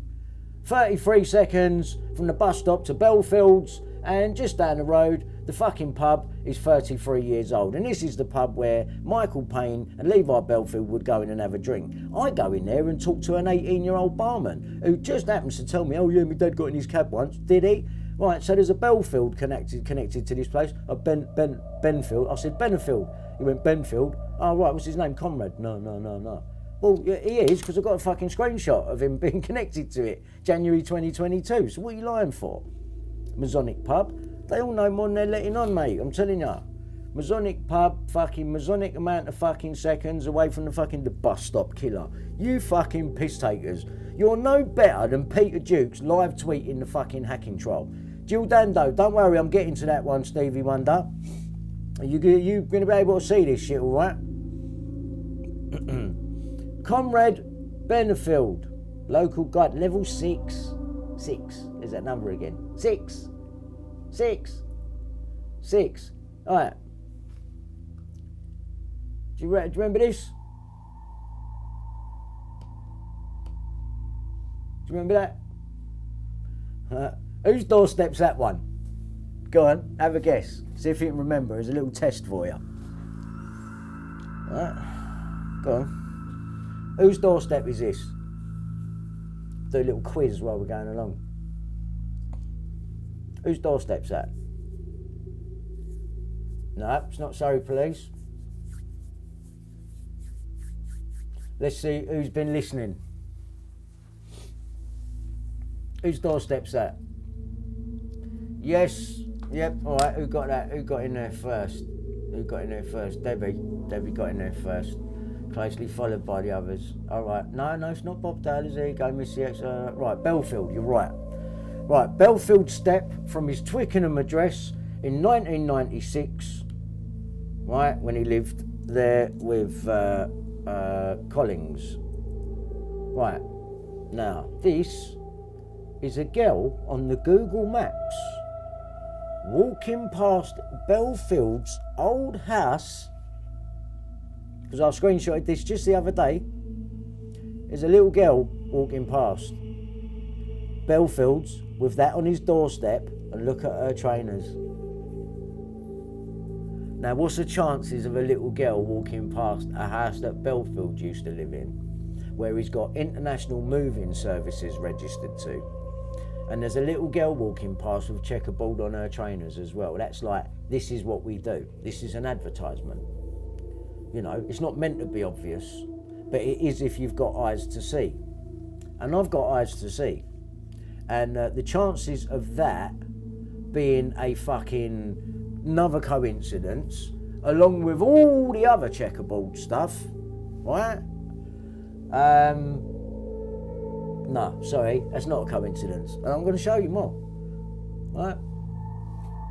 I'll show you more. Right, here's the full thing of the house. 6, again, there's that number again. 6 Strawberry Hill. Right, there's the front door, there's the doorstep. Right, and this is Bellfield's old address. It's a big ass. It's a big white ass. You know, could be significant. There we go. Look, look on the Google. This means Google are in on this shit as well. Not in a blatant way, but if you've got eyes to see, right? There's the girl with the trainers, just walking past. Now, you wouldn't fucking batter an eyelid, but I had to zoom in. I zoomed in. What's she got on her feet? Yeah, look. There's international moving services for you. There's the advert. That girl looks about Millie's age. Looks about Billy Joe Jenkins' age to me. And the chances of her having Checkerboard and her trainers walking past Bellfield's old flat, old house at number 6 on the Google fucking maps, that is not a coincidence. Yeah, I looked at it, mate. I've seen the footpath outside his house. I've seen it. All of them, they've all got it. Watch, we're getting on to Dando, don't worry. And you know the date that Jill Dando was killed is the 26th of April. That's the date I'm hacked. 26th of April. Obviously it's not the same year. It's the date I'm hacked. And Jill Dando was one of the people that advertised when I got sacked. There's her doing the news reading and there's a picture of me in the background. How mad is that? That was one of the first things I picked up at the beginning in 2013. Jill Dando, 26th of April. I'm hacked, 26th of April. Ian Puddick, 3 6s in his fucking birthday, incorporates a company on the year that he's taken my computers. And it's done on the 26th of April. This is a man that knows all about my hacking. He knows I've been hacked. He sits on Sean Atwood and says, you know, I think he probably was. So we know that this is all coordinated. And this geezer's been trying to fuck with my mental health. This is why he's going to get sued. I've got all the screenshots, so he can change nothing. I've got him saying I've been sectioned. I've got him setting me up with Andrew Ash, admitting he's spoken to him. You're behind all of this, mate. Right, I've got ya. And then you even have to go and incorporate a company called 22 Burford Gardens. And you do it when? 26th of April. My hacking date, same date that Jill Dando was killed. And then you have me arrested on the morning of November the 22nd, which is when Bellfield gets arrested, just to wind me up with your fake police. I'm glad I got them lot on video, because now I can use that in court and say, who are these people? Because they're not fucking police. They weren't armed response anyway, and that's who would be turning up with firearms. So you just got loads of people in trouble, mate. You're just a fucking liability. It weren't you running around with the hammer, was it? Killing all these women and blamed it on Bellfield. Because I don't believe he's done all this. I'm not saying he's innocent. They obviously, you know, he's got blackmail on people, which is why they've done this. They've had to turn him into the monster, but really, the people that are running the shows, they're the monsters, the police, the people up the top, the high-ups that are covering it up, these paedophilic families that are involved with them and that, you know, these old Bill must be going around fucking their kids in order, and supplying to higher-ups. There's a whole operation going on here. And this girl walking past Bellfield's address in Strawberry Hill, and she's got that on her feet. She's about Millie's age, and he's got the Checkerboard doorstep. Let's keep going. There she is, right?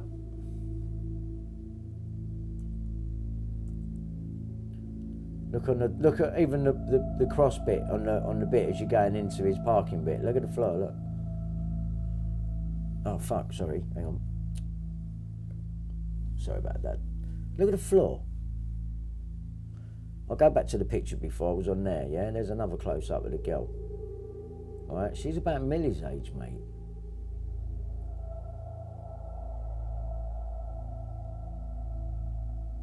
Alright, 6 Strawberry Hill.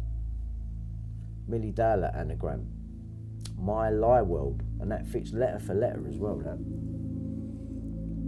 Mr. Levi Bellfield. Right, here's what I'm showing you. So the address, 6 Strawberry Hill Road, Twickenham, Middlesex. That was the place I just showed you. International Moving Services Limited, dissolved, appointed in 96. These are the companies that were registered to that address with a checkerboard floor, with the kid walking past with the checkerboard trainers. They forgot to mention all of this in the press. International Moving Services Limited. Atlas Ocean Air Limited. These are like shipping companies. What are you shipping internationally? Didn't the old bill say something about they went to America to look at an operation that was very similar? Did it have anything to do with international moving services? Go and check who you was, check on shit who you was moving internationally to. They forgot to mention all this bit. They'll have you believe he was a fucking doorman and a will clemmer. If you believe the mainstream media.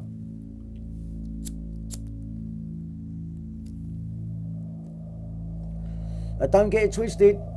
I'm not saying this bloke's he's done terrible things. Definitely, no doubt, he deserves to be where he is if he's there. But I don't think he's where you all think he is. I believe he could be an actor. He could be. These people seem to be actors. The Bird, his girlfriend, Joanna Sasha Collins. Tomorrow, Saturday the 25th of June, would have been Millie's 23rd birthday.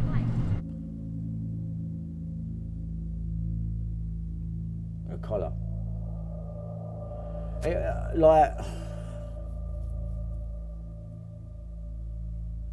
If you think in your head while you look at a picture like this, what could be going on?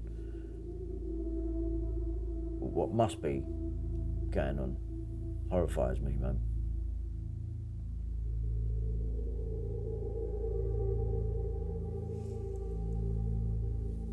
Right, let's take a look at this. BBC. I screenshotted this, right? Straight off of fucking Google. Now look. Oh, this is what they is evidence of what they've done. Why would they do that? Why would they do that? What is the problem here with Kellaway? What is it? What is the Kellaway problem here that they need to keep taking his name off? BBC will be with it again, look.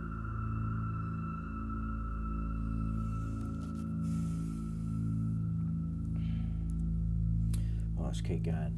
Here's the original article, like I said, by Robert Kellaway. That's the guy that done me. And this is the fucking story that fucking brought the paper down. Levi Bellfield, November. Bellfield was finally arrested on November the 22nd. Ring any bells, Puddick? His red Daewoo Nexium sex cult. Station Road, 22 minutes, 33 seconds.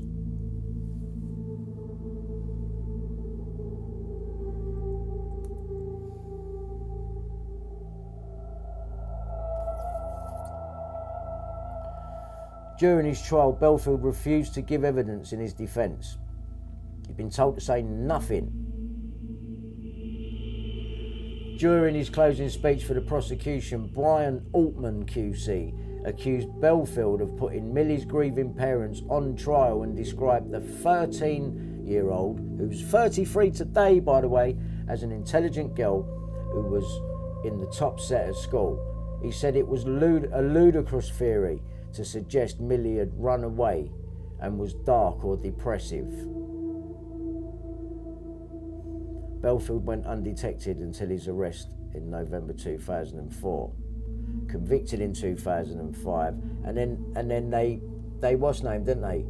They get rid of them two officers in 2005. When this is going on from November to, because it's at the end of the year 2004, so you get fucking a month away from 2005 for the murder of a Frenchwoman, Amélie Delagrange. Now, if them girls are real, I apologise profusely. I'm serious. But even the parent, if any of the parents of these girls are watching this right now, you cannot deny this. All right, you can't. And it gets worse.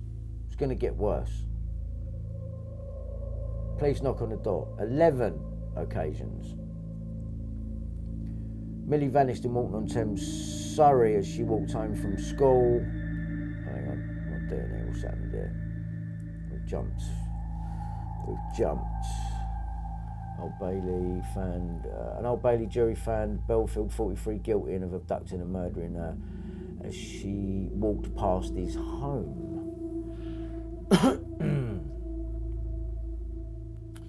In 2008 he was convicted of murdering, right, it's 2008 they convict him. 2005 he's being, from 2004 he's being questioned for them 2 other girls. Bellfield was also accused of an 11-year-old, 11, there's the 11 again. Millie Dowler was last seen near Bellfield's flat in Collingwood Place. No, she wasn't. No, she wasn't. No, she wasn't. She was seen near the bus stop by a friend of the family. Former nightclub doorman found guilty of murdering 13-year-old Millie Dowler. No mention there of international moving services.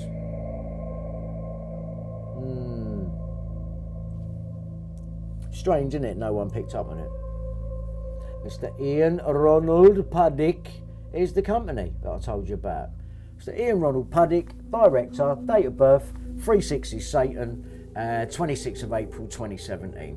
So November 22nd on that same year, he sends the fake police round with their guns and they take my computers. And then Ian Ronald Puddick, 366 Satan, registers 22 Burford Gardens on my hacking date, which he's fully aware of because he admits that he knows I've been hacked and says it on Sean Atwood's when they're taking the piss with our first citizen activist, Ian Puddick. Fucking mouse. And there's the company. 22 Burford Gardens Limited, Incorporated. Gone out of his way to do it on the 26th of April. This geezer has been seriously trying to fuck with my mental health. And for that, you are getting sued, mate.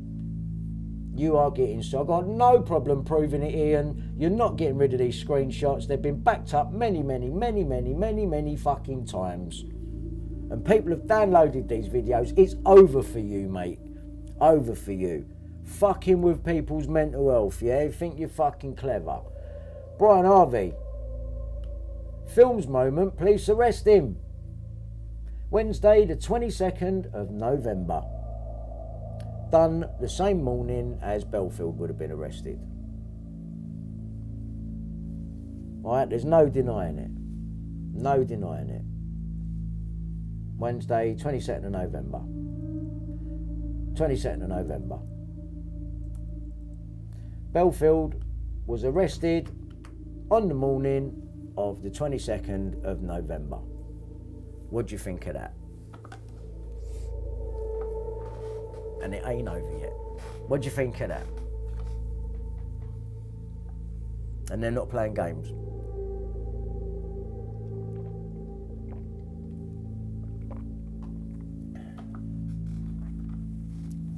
These people are dickheads.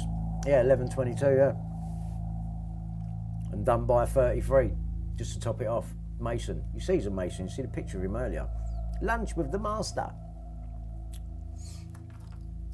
Yeah?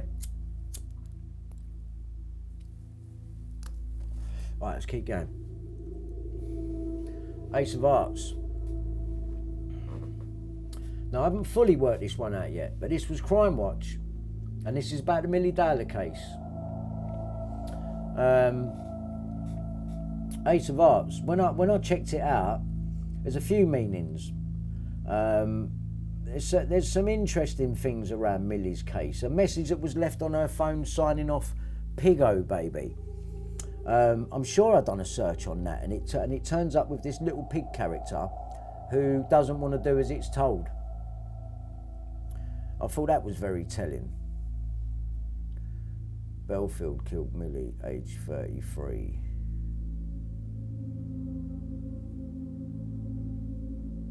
Three hearts, yeah, true. But this is what she supposedly had on her as well, you know what I mean? It's just symbolism everywhere, man. Right, let's keep going. But it's also got a couple of meanings, and I have Oh, look at that. Is that not what Bush and all them lot are doing? As he's pointing out, you know, Millie had a phone like this. Look what he's doing. It's fucking weird, isn't it?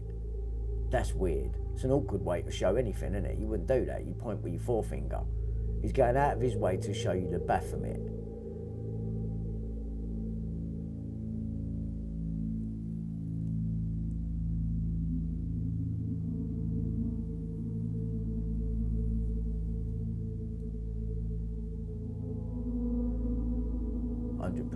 Intelligence. There's the pyramids on the school outfit. The up and the down. Right. Yeah. Here's his bird, Miss Joanna Sasha Collins. I believe her to be an actor as well, and she'll be no different to, you know, the missus that turned up with Ian Watkins from Lost Prophets. You know, the girlfriend on that one? Connected to Puddick again. Connected to Puddick. Asexual, that's the one, mate. That's the one. Asexual. The Ace of Hearts is a symbol for those who are asexual but not aromantic. Those who are both asexual and aromantic use the Ace of Spades as a symbol. That's Ace of Spades. Ace of Hearts is a symbol for those who are asexual. Don't have sex, is it? Don't have sex. These people are going to the pits of hell. Oh, fucking right they are. Anyway, yeah, here's Bellfield's missus. She was on the company, International Moving Services. Failed to mention that on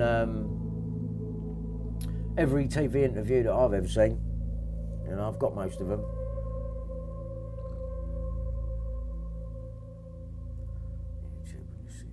You should look into the towers, Brian. You'll be blown away yourself. The towers. I'll have a look into that. Belfield, there's the address again. International Moving Services. Right, we go back to the Mickey Mouse theme now. So we got Camilla Batman Jelly. She's sitting there with Damien Hirst talking about the reincarnation of the battered mouse. Right, now that is definitely related to Andrew Ash. And they both got the BBC in common. Let's be asexual is the lack of sexual attraction to others or a low interest in sexual activity. There you go, alright, there you go. So Millie didn't want it. It's fucking too young. Right? Here's the Mickey Mouse shit, and the people that are into the Mickey Mouse shit. This woman had a company, with Alan Yentob, head of the BBC, called Keeping Kids Company. Keeping Kids Company. Now, obviously, they must have done some good work for some people. I'm not denying that, because they got to put on a good front. But this woman loves a bit of paedophile symbolism, and this is one of them. Yeah, the Mickey Mouse. And the other paedophile that fucking loves that shit is this fucker here. Yeah, and there it is. Right, and it ain't no coincidence. So, you know, putting pictures up of Sarah Payne in a Mickey Mouse top. Disney Club, 33 seconds from the bus stop. 11s, 22s, fucking 6s, 33s, 13s. It's everywhere. Right? There we go, look, Mickey Mouse up here, look. Look. Yeah? Yeah? I mean, there's probably more here. Look at this wonky shit, look. Look at this, look. What's that? What's that? What the fuck is that? Yeah, do you like that? Oh, Lost Prophets linked to Peaches Geldof, yeah? She named the some of the fucking people that were giving up their kids, didn't she? And then look what they've done to her, fucking poor girl. But what's his name? He has to put up with it, I believe. I believe he has to put up with it. You're masoned up and these sacrifices have to come. Alright? Watkins. There's Batman Jelly. Look, she's in with them all, man. Don't worry about that. She's in with them all.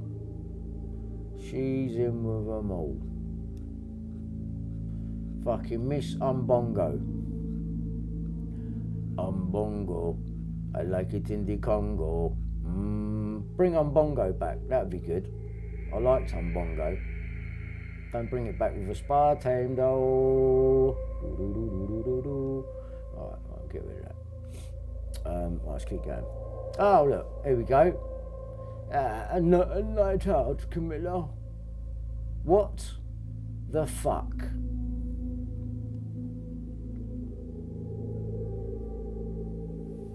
I'll say take that in for a minute.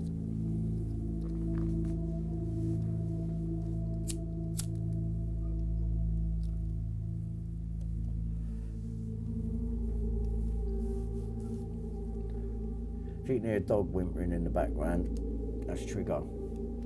Isla's in season. He's fucking howling last night. Trigger! Behave! Tommy Truth TV. Gematria. Yeah. That's bringing everything down to a single number, isn't it? Spirit cooking. I mean, you can imagine what goes down. Anyway, this is our, and don't forget, John Wedger was doing food drops with her. John Wedger on the Baby P story with a checkerboard does food drops, was doing food drops with her. Some of them Nicky Cooper can confirm because he apparently was late because he was doing them with Camilla before he'd gone round to do some of his Two with a Brew episodes. Booked up. I'll show you the message in a little bit that my sister sent me. All booked up Thursday morning, 8:30, Debbie. So thank you for. I know you made a donation to everyone who made a donation to Lola. Thank you so much. Right, we're on it. 8:30. She's booked in for on Thursday morning. So all good, man. All good. I thank you so much for that. I'm going to keep you updated. Don't worry. Don't worry. This is literally. I've only had a message. I haven't even spoke to my sister today. I literally just had a message. But yeah, good news. So thank you for that, people, man. Like I say, it's not for me. It's for a little dog, man. It really is. And we're going to show you that. You know what I mean? Because I like to prove what the fuck's going on. You know what I'm saying? It's the only way to do things then, because then you don't have to question shit. Nice one, Paul Kenyon. I know. I see you did it as well there. Thank you, brother. All right, let's get back to these fuckers. All right, so that just shows you how wide. Here we go. Kids Company. What do you see? What do you see? Small heart in a heart, just like you said about Maggie Oliver's thing. But these are two hearts that are chickens. I mean, that's blatant, isn't it? Kids Company. And that was Camilla Batman Jelly and Alan Yentob from the BBC. So if Andrew Ash is related to Camilla Batman Jelly, he'd have no problem getting on the BBC panorama as David, would he? Backtracking. Yeah? So I do believe there's a connection there between them two. Yeah, heart in a heart. And not only heart, chickens. And you remember Prince Andrew in his interview? I didn't want to take the chickens way out, so to speak. Chicken. And did you know in 2013, Camilla Batman Jelly had her fucking funding cut off for her company and went to Downing Street and started spurting off about, or Parliament, started spurting off about, yeah, there's been fucking abuse taking place and shit that she knows about. Never comes out with it, though. Never ever came out with it. Yeah, got her funding put back on, though. So, yeah, she knows something, but she's holding it in for money. So, there you go. There we go, look. Not only is Camilla a nonce, right, in my fucking view, she's got a checkerboard round her now. She's got a big nonce symbol round her neck. Yeah, like that big fucking silly pastry she's got on her fucking stuck to her top there. Yeah, like someone threw a fucking pastry at her. Yeah, someone fucking try to wash it down with a bit of umbongo.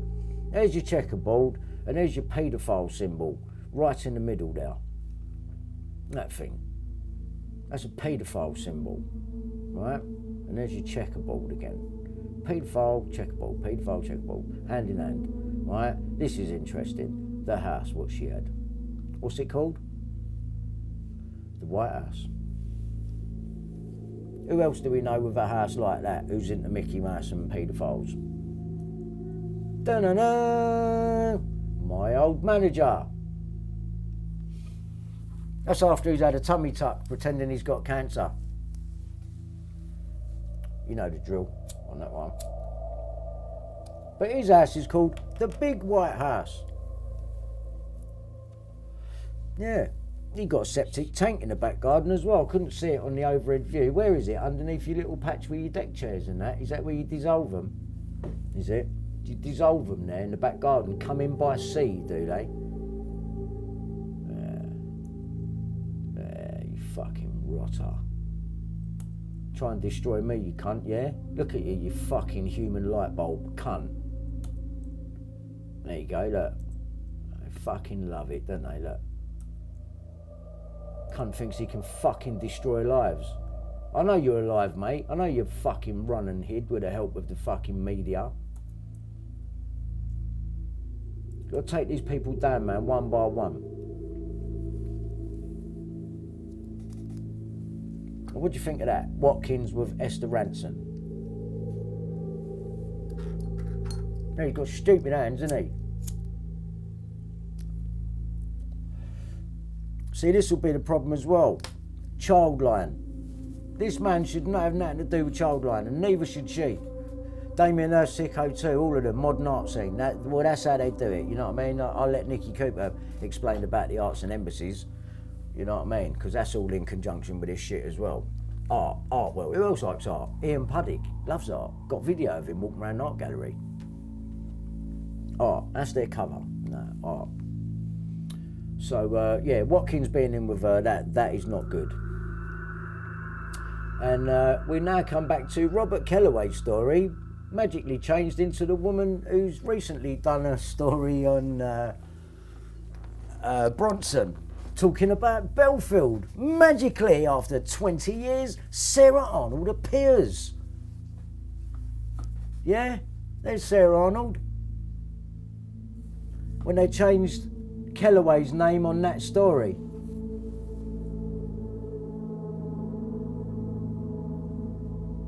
It's the same page. I'm going to bring it up again in a minute. But remember all this. Look, please call us. Millie Hoax Riddle. Messages on mobile probed by Sarah Arnold. Just remember you saw that. Here's Kellaway. Get a good look at him. It's the most recent picture of him I can find. What's so special about this man? He's got a red tie on, though. There's probably something in that. Bloodline, something. Or he's military and he's still active and they need to keep his name out of it. Because there's a lot of military involved with the News of the World. I've never known it. I think the newspaper it's a military fucking tool, military asset.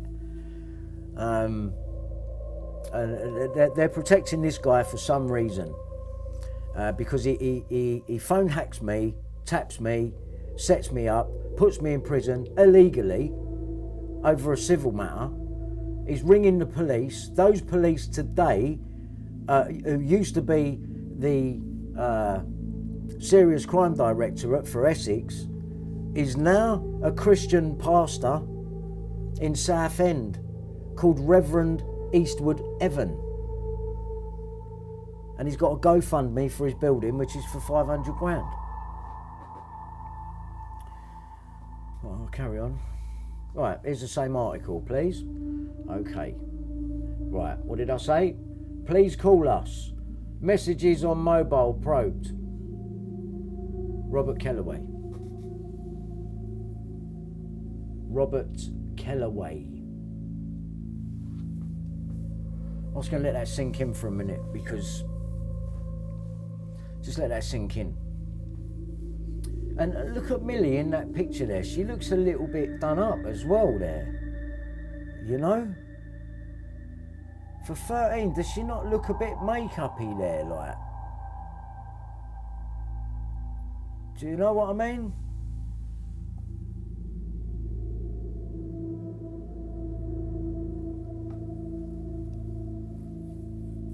Kellaway. Why are they trying to keep his name out of it?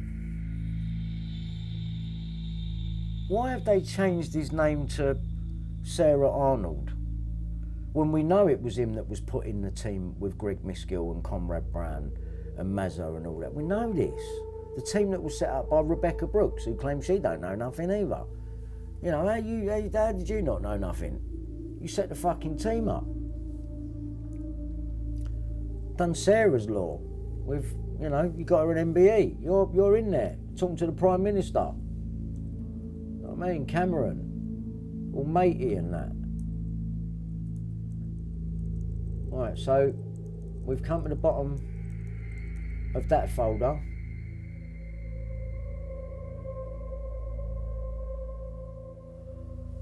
So now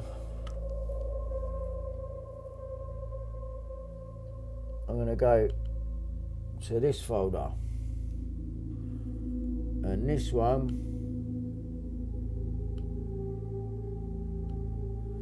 is just going to have a lot more in it. Alright, that's a screenshot from the other day.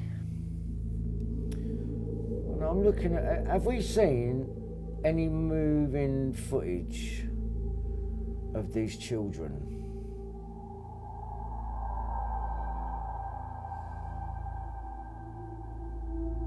Umbro, Chris Fay had that on. Vodafone, the Ku Klux Klan blood symbol in the middle there. 2 red tops. Umbro, this is what Chris Fay was wearing. I know he's fake, so I'm just looking for the similarities. Any cases now that involve dead children that were highly publicised, I'm sorry, but I am. This could be is the red. This could be the black and white. It could be. Vodafone. Who worked for Vodafone? Ian Puddick.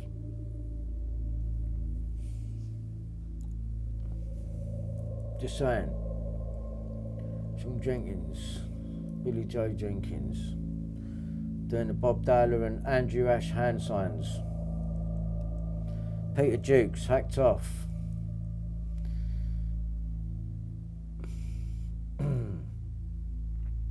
Bellfield's ex-girlfriend of 3 years, Jo Collins, later revealed that she and Bellfield had visited the woods at Yateley several times to walk the dogs. He'd also allegedly went there to show jumping events at Yateley, so he knew the woods. Bellfield also bought and sold cars as parts of a giant car. So he's another fucking thing now. Now he buys and sells cars for his car auctions. That's not international moving services. You ain't moving no cars about. Like auctions at the airport, thought to change cars around 20 times per year. No, this is just leading you all into dead ends. 6 months after Millie's disappearance in March 2002, couple from London mushroom picking, skull and bones. That is just fucking, that's Masonic. So there's where we walked around. Obviously, we came out. When we was on the video, we came through over here. We was over here, and we came through between these blocks of flats here. So you've got the green, which is way over the back, and then he drags her, and if you can imagine from, if I'm walking from the front of these flats now to the back, he drags her through that tunnel bit, which is here.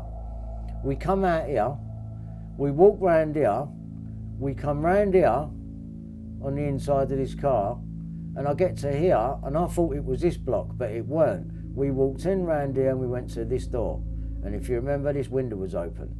So not only does he supposed to bring this girl at a busy time of day round here, up here, and up the top floor of the flats without being seen. That's without the view from what this camera's looking at now. Behind, it's all on display. I'm sorry, but that did not happen. Didn't happen. Didn't happen.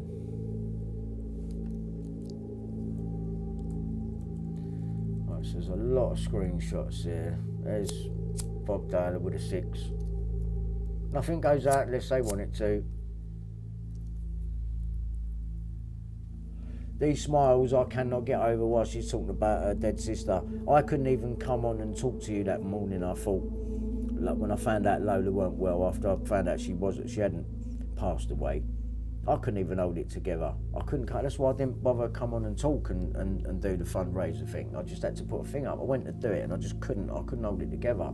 So as she can sit there smiling like that, and then she says, "Oh, you know, I believe the mum wanted her to come back." And she goes, "Yeah, and you know, so did I. So did both of us." But no, I didn't like that response. Didn't like it. Didn't like it. DCI Gibson was not available for comment last night. Millie's father said he was aware that the officer had been replaced. Yeah, I bet he was. But he was told straight away, "Don't worry, Bob, we're sorting it. We got fucking Payne on it, don't worry." Millie was last seen alive at 4:08 p.m. on March 21st, 2002 as she walked along Station Avenue. Don't believe it. Didn't happen that day. Happened before. Had to have happened before, 2-3 days before. And you've reported it that day, made it look like a normal day with some strange occurrences. No credit on the phone, using a boy's phone, getting off the train where she don't normally get off, walking up the road, get on the thing and she's not there. All just points to, yeah, she must be in Bellfield. Bullshit, didn't happen that day. Didn't happen that day. The police have got hold of the train footage from week before, whatever, and they've told you what they've told you. Right? It's bullshit. All so that it could not have been someone else, and it was someone else. She was being trafficked. Yeah, and there we are at Collingwood Place, and you fucking saw it for yourself. You saw it for yourself. I'll even show you again. I'm going to show you again. I'll show you a couple of bits. See, look, yeah, all outside here. Nah, mate, all them flats behind. He's hiding behind there, yeah, like that. Yeah? He's hiding now. There he is, look. Dun, dun, dun, dun, dun, dun, dun, dun. How did he know she was coming? Dun, dun, dun, dun, dun, dun, dun. How did he know? Dun, dun, dun, dun, dun, dun. It's bullshit. It didn't happen like that. Didn't happen. Busy that time of day. Busy. All the front of them flats, what, didn't see him just standing there like that waiting for Millie? Fuck off. Fuck off. Here's the two cars. Oh look, they get cleared later on. I didn't realise this. Witcher.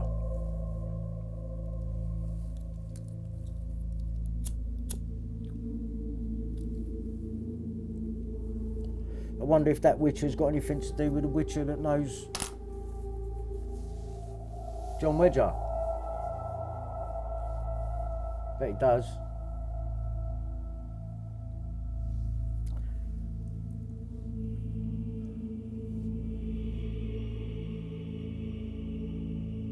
It's not in Franklin now. Wakefield. Mark Rowley, Surrey Police. Sir Mark Rowley now, he is. Said we sacked them at the first opportunity and we're now applying to seize their pensions. Sentencing them, Mr. Justice Davies said, "What you did, in my view, is a disgrace. You have brought great disgrace on her." Hang on a minute. What you did cannot be dismissed as a... Hang on a minute. The officers who were based at Guildford... Incident... No, this is fucking them. Hang on, that don't make sense. 7th of March 2005. 7th of March 2005. Cleared.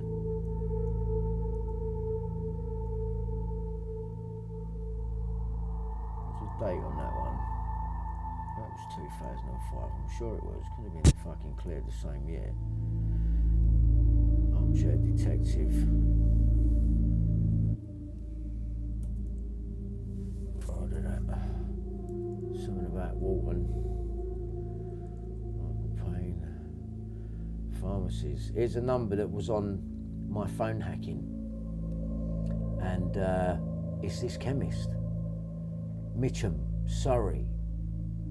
This number is on my phone hacking. Right? I'm going to show it to you in a minute. But Scotland Yard felt the need to blank this Surrey number out. Strange, isn't it? So, here's the number.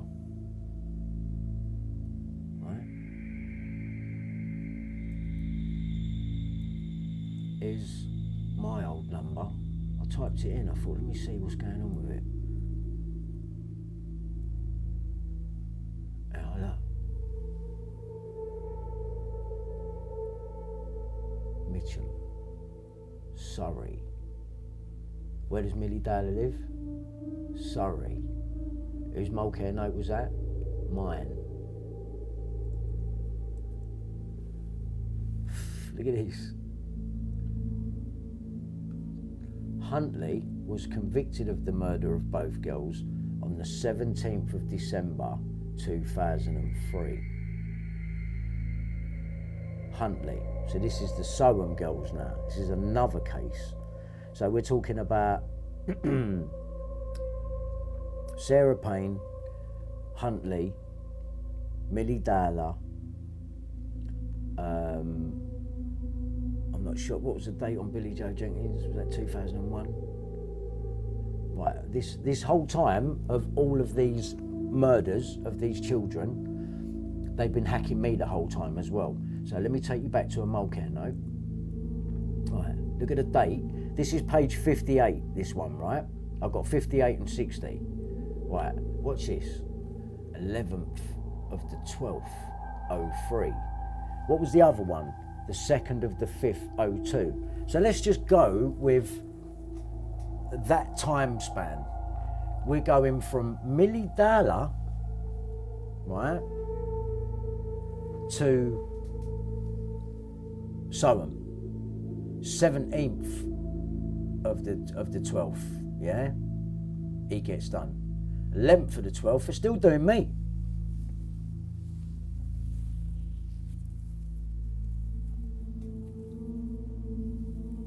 She had Mary Lou, she had it would have been a half a mile walk, is what he said. So she could have got on the bus, got off the, I don't understand what her mate's doing at the bus stop. I don't get that. What did she get off there for, to be at that bus stop? That weren't the one that went to the chip shop with her. But anyway, just to show you, all the while they've been doing these things with these dead girls and all that, they're still doing it to me. Yeah, so Huntley, he gets done a few days later, so they're hacking me all the while they're hacking Huntley. I'm telling you, there's proof, because they were doing it to me. You think they weren't doing it to Huntley and all them others? They were phone tapping. Do you hear what I'm saying to you? Phone tapping, listening to live conversations. The news of the world were gathering evidence on these people. Blackmail. Sitting back, letting it happen as well. Probably involved they're probably involved in it on the selling and that, the news of the world. There's something wrong. There's something wrong with Kellaway in particular, because I want to get to that. Right. Mr. Robert Kellaway. 83 Ravenshaw Street. Right? Kellaway. So, here's his ass. Red door, checkerboard floor. What's the fucking chances of that? What's the chances of that? What's the fucking chances of that, please? So the red and the checkerboard.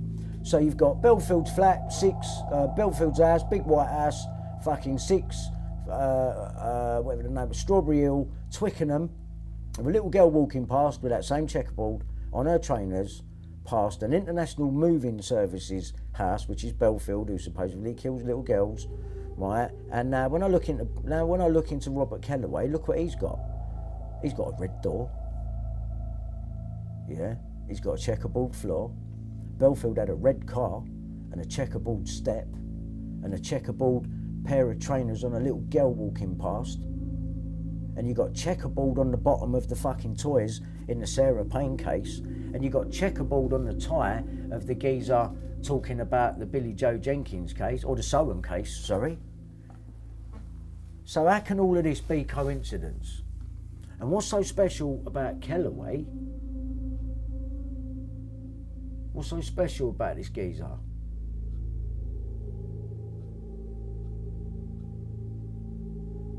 Billy Joe Jenkins, checkerboard. They've all got it.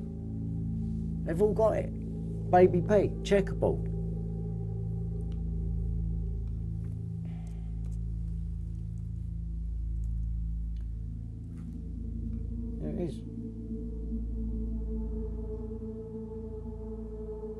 had your loft done, have you, Kellaway?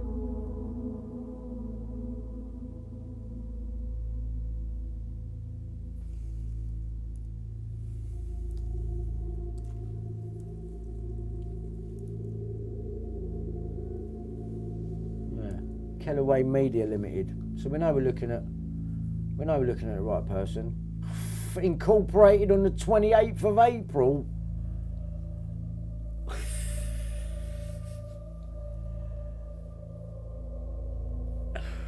I'm still being acted at that time. I've got transcripts from that date.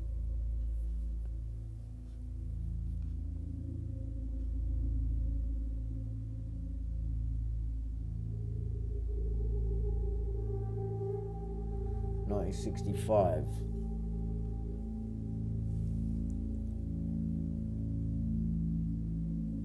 This was what's interesting. The only active company that Kellaway's got going at the minute. This is weird. Musicus CIC. Active, and he's a director. And it's got something to do with kids. Giving them lessons on something. I can't remember exactly, but I've got a screenshot. Dr. Sarah Payne. I suppose it doesn't say MBE there now. Phoenix Post. What's that? The Phoenix Rising. Masonic again.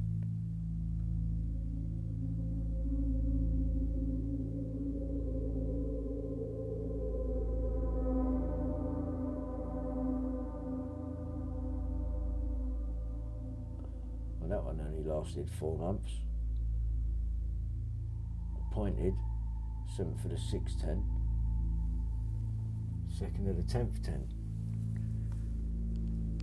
Didn't last very long.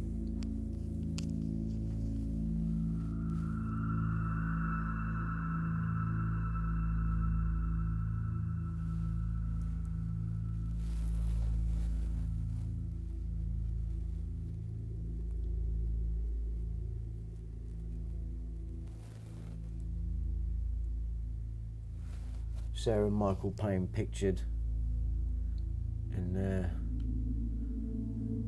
Surrey home in 2002, and it says that Bellfield was a neighbour. Where did they live where they was neighbours? Because we're not talking about on the next road, we're talking about neighbours. Did they live in that block where Bellfield was? Michael Payne weren't the lookout, was he, for Millie Dowler coming down the road, ringing you, letting you know she was coming, if it happened that way. I can't see that it did though.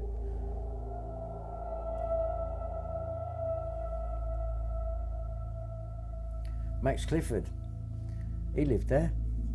What's he got to do with it? He ends up dying as well. You know, he had a little black book on everyone.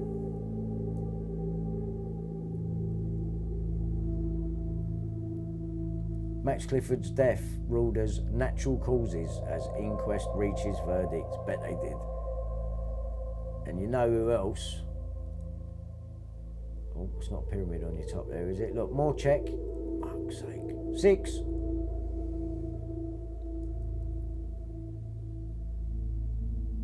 Remains were discovered in the 88th, which weren't convicted until 2011. Burial Primary School. There's a Gemma Adams as a head teacher now. Some people have said that that's Gemma.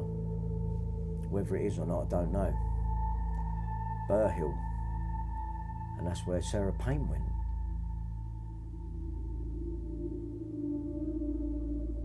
A year ago, a serving police constable caused horror, exploiting his professional powers in the most grotesque way. But Sarah Everard is far from the only victim of violence at the hands of a British police officer. A series of incidents have exposed a toxic culture of misogyny. And now we can reveal the shocking number of UK police officers and staff who've been accused of domestic abuse, the vast majority of them still working. How do you ask for help when Thanks, it's the police causing the terror? How? Police officers are trained to use coercion and control, but this woman's husband brought those tactics home. the hand on the back of the neck where he'd sort of manoeuvre you round and hold you and just push you around the house by the back of your neck. I wasn't allowed a mobile phone. I wasn't allowed a bank card. I felt mostly like I was a prisoner or someone that I had, as though I'd been arrested. She repeatedly reported it, but he's still working. It makes me feel angry that they get so much power and support. They can just do whatever they like. The law should apply to everyone, but if you're a police officer, it doesn't apply to you. And they know it, and they use the system. Along with the Bureau of Investigative Journalism, ITV News can reveal that more than 1,300 UK police officers or staff were accused of domestic abuse over a 3.5-year period. That's a lot, more isn't than it? This ain't no coincidence. My name is Michael Payne, and I am a nosy neighbour. Now, the Brazilian beauty who lives diagonally opposite that one has an inordinate amount of gentlemen callers. The other day, I couldn't help but notice that she went out without double locking her front door. For me, a 3-lever latch is the work of an instant. I use a Safeway's added bonus card. Do you see? A, B, C. Added bonus card. It's child's play. But I digress. Child's play. Having gained access to her home, I was able to secrete myself under the floorboards in her bedroom. And by means of a small drilled hole, I had the perfect opportunity to witness her antics over the next 4 days. Do you know what I deduced from my observations? I deduced that she'd gone on bloody holiday. I was very glad to get home. Not a lot of people know how bloody glad I was to get home, but I bloody well was. Bloody glad. Oh, yes.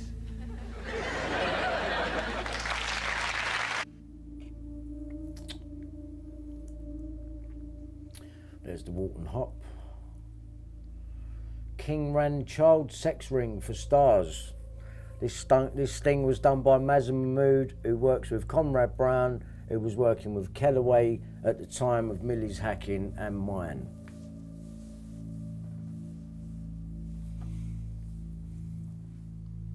Who's the sex ring? Who's in it? Just like the Dirty Dozen and Sidney Cook's gang. We only know about 6 of them. Who were the other 6? And where's Sidney Cook? And why didn't Wakefield Prison want to talk about Sidney Cook being there when it had already been in the paper a few days prior? Why so cagey? No pun intended.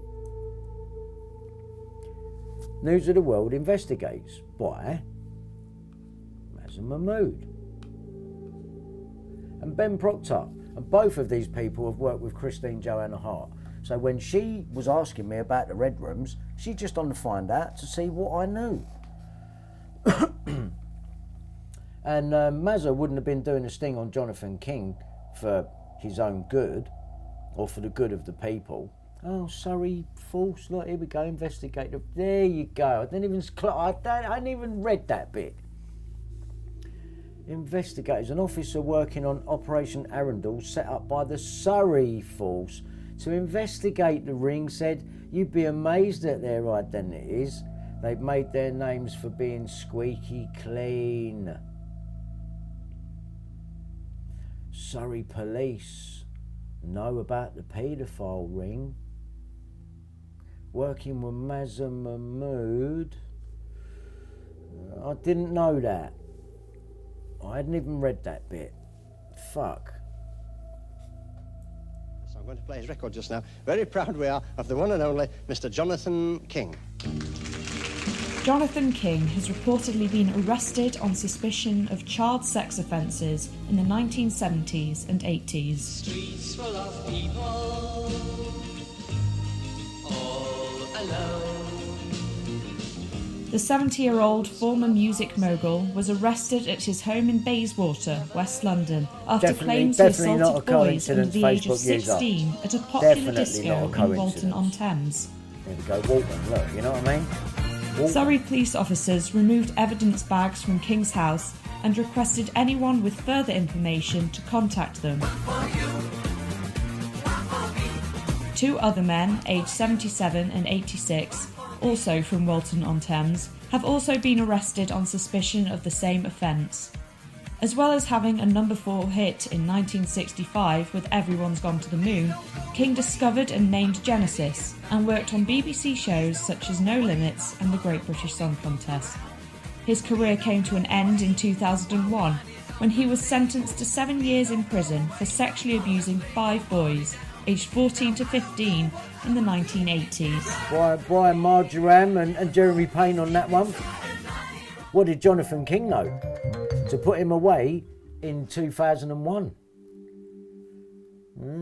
But it was what the News of the World were doing, but it was through their phone tapping. Yeah, they knew to get him out of the fucking way. He knew something. And he just happens to be in the nonce area, Walton-on-Thames. It's a nonce area. Don't forget to subscribe and turn on notifications. We upload daily. And check the source of this video to view all the images and videos if there was any. The child sex abuse case that saw pop mogul Jonathan King handed a 7-year jail sentence has been reopened in the light of fresh evidence, including documents which dramatically undermine the testimony of a star witness at his 2001 trial. Fresh evidence is being considered by the Criminal Cases Review Commission (CCRC), which will decide whether to order a new appeal. It emerged as a result of King's trial this year on separate, though related, charges of historic sex abuse, some dating back to 1970. That case was brought to an end last week when a judge issued a damning ruling, accusing Surrey police of failing to disclose critical evidence and misleading the court. Child sex abuse case that saw pop mogul Jonathan King handed a 7-year jail sentence has been reopened. Judge Deborah Taylor told Southwark Crown Court that it would be impossible for King to get a fair trial because the integrity of the criminal justice system and processes have been undermined publicly in a fundamental way by disclosure failures and persistent misleading of the court. She added, a trial has been aborted due to the failures. Alright, let's keep going. I thought this bloke looks a bit like Armchair Detective. Police protecting children. Really? Powerful documentary series Police. The Walton Hop, Max Clifford, Chris Denning, Jonathan King, Randall, Saville and Duncroft approved school.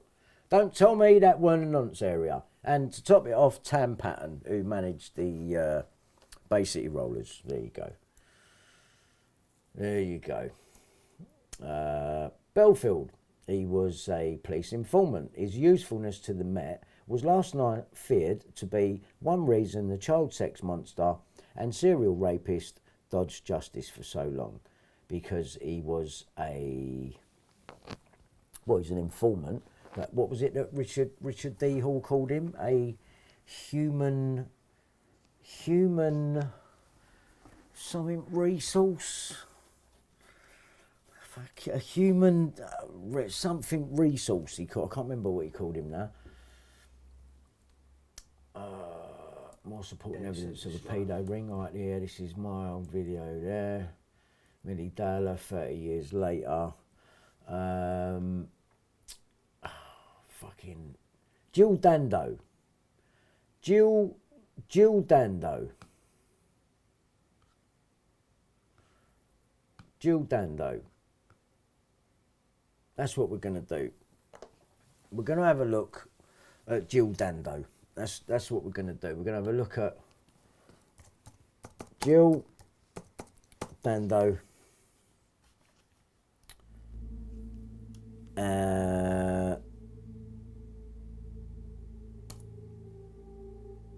What do you mean, no internet? Oh, it's confusing, man. This old one, I just don't want to fucking Wi-Fi. Go on.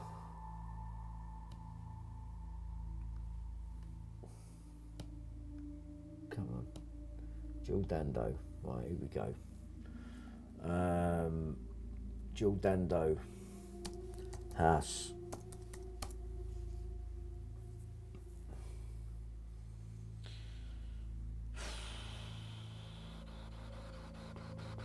No, I'm talking about. Here we go.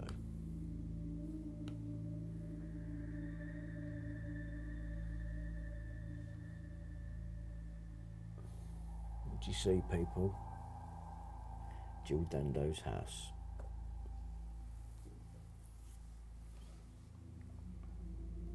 Jill Dando's house.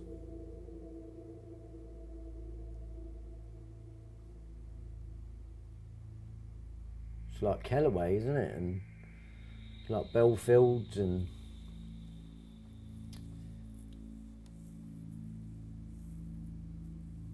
yeah, checkerboard floor, Western.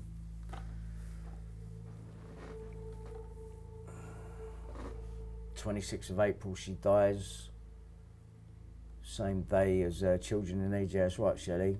And then you've got, you know, Esther Ranson and Tom Watkins to worry about in that mix as well. They need to look at Jill's husband, and that's what I thought.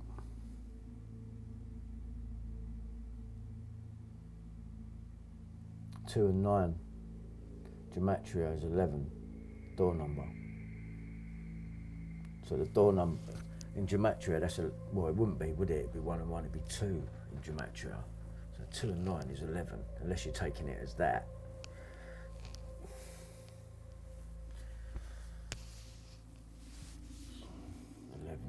One and 1 is 2. So 2 or 11. The door number, 2 and 9. 2 and 9 makes 11.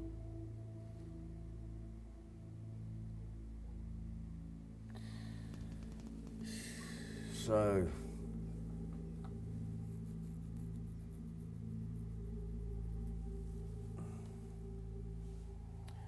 I don't, it's no coincidence, yeah? It ain't no coincidence. Right, it's there, you've seen it. It means something.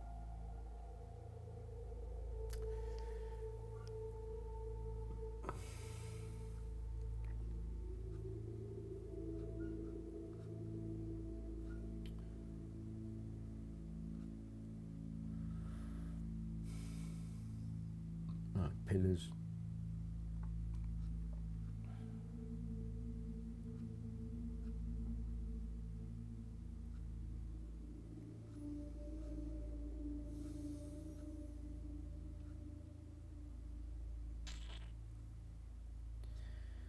Yeah, well, here it is.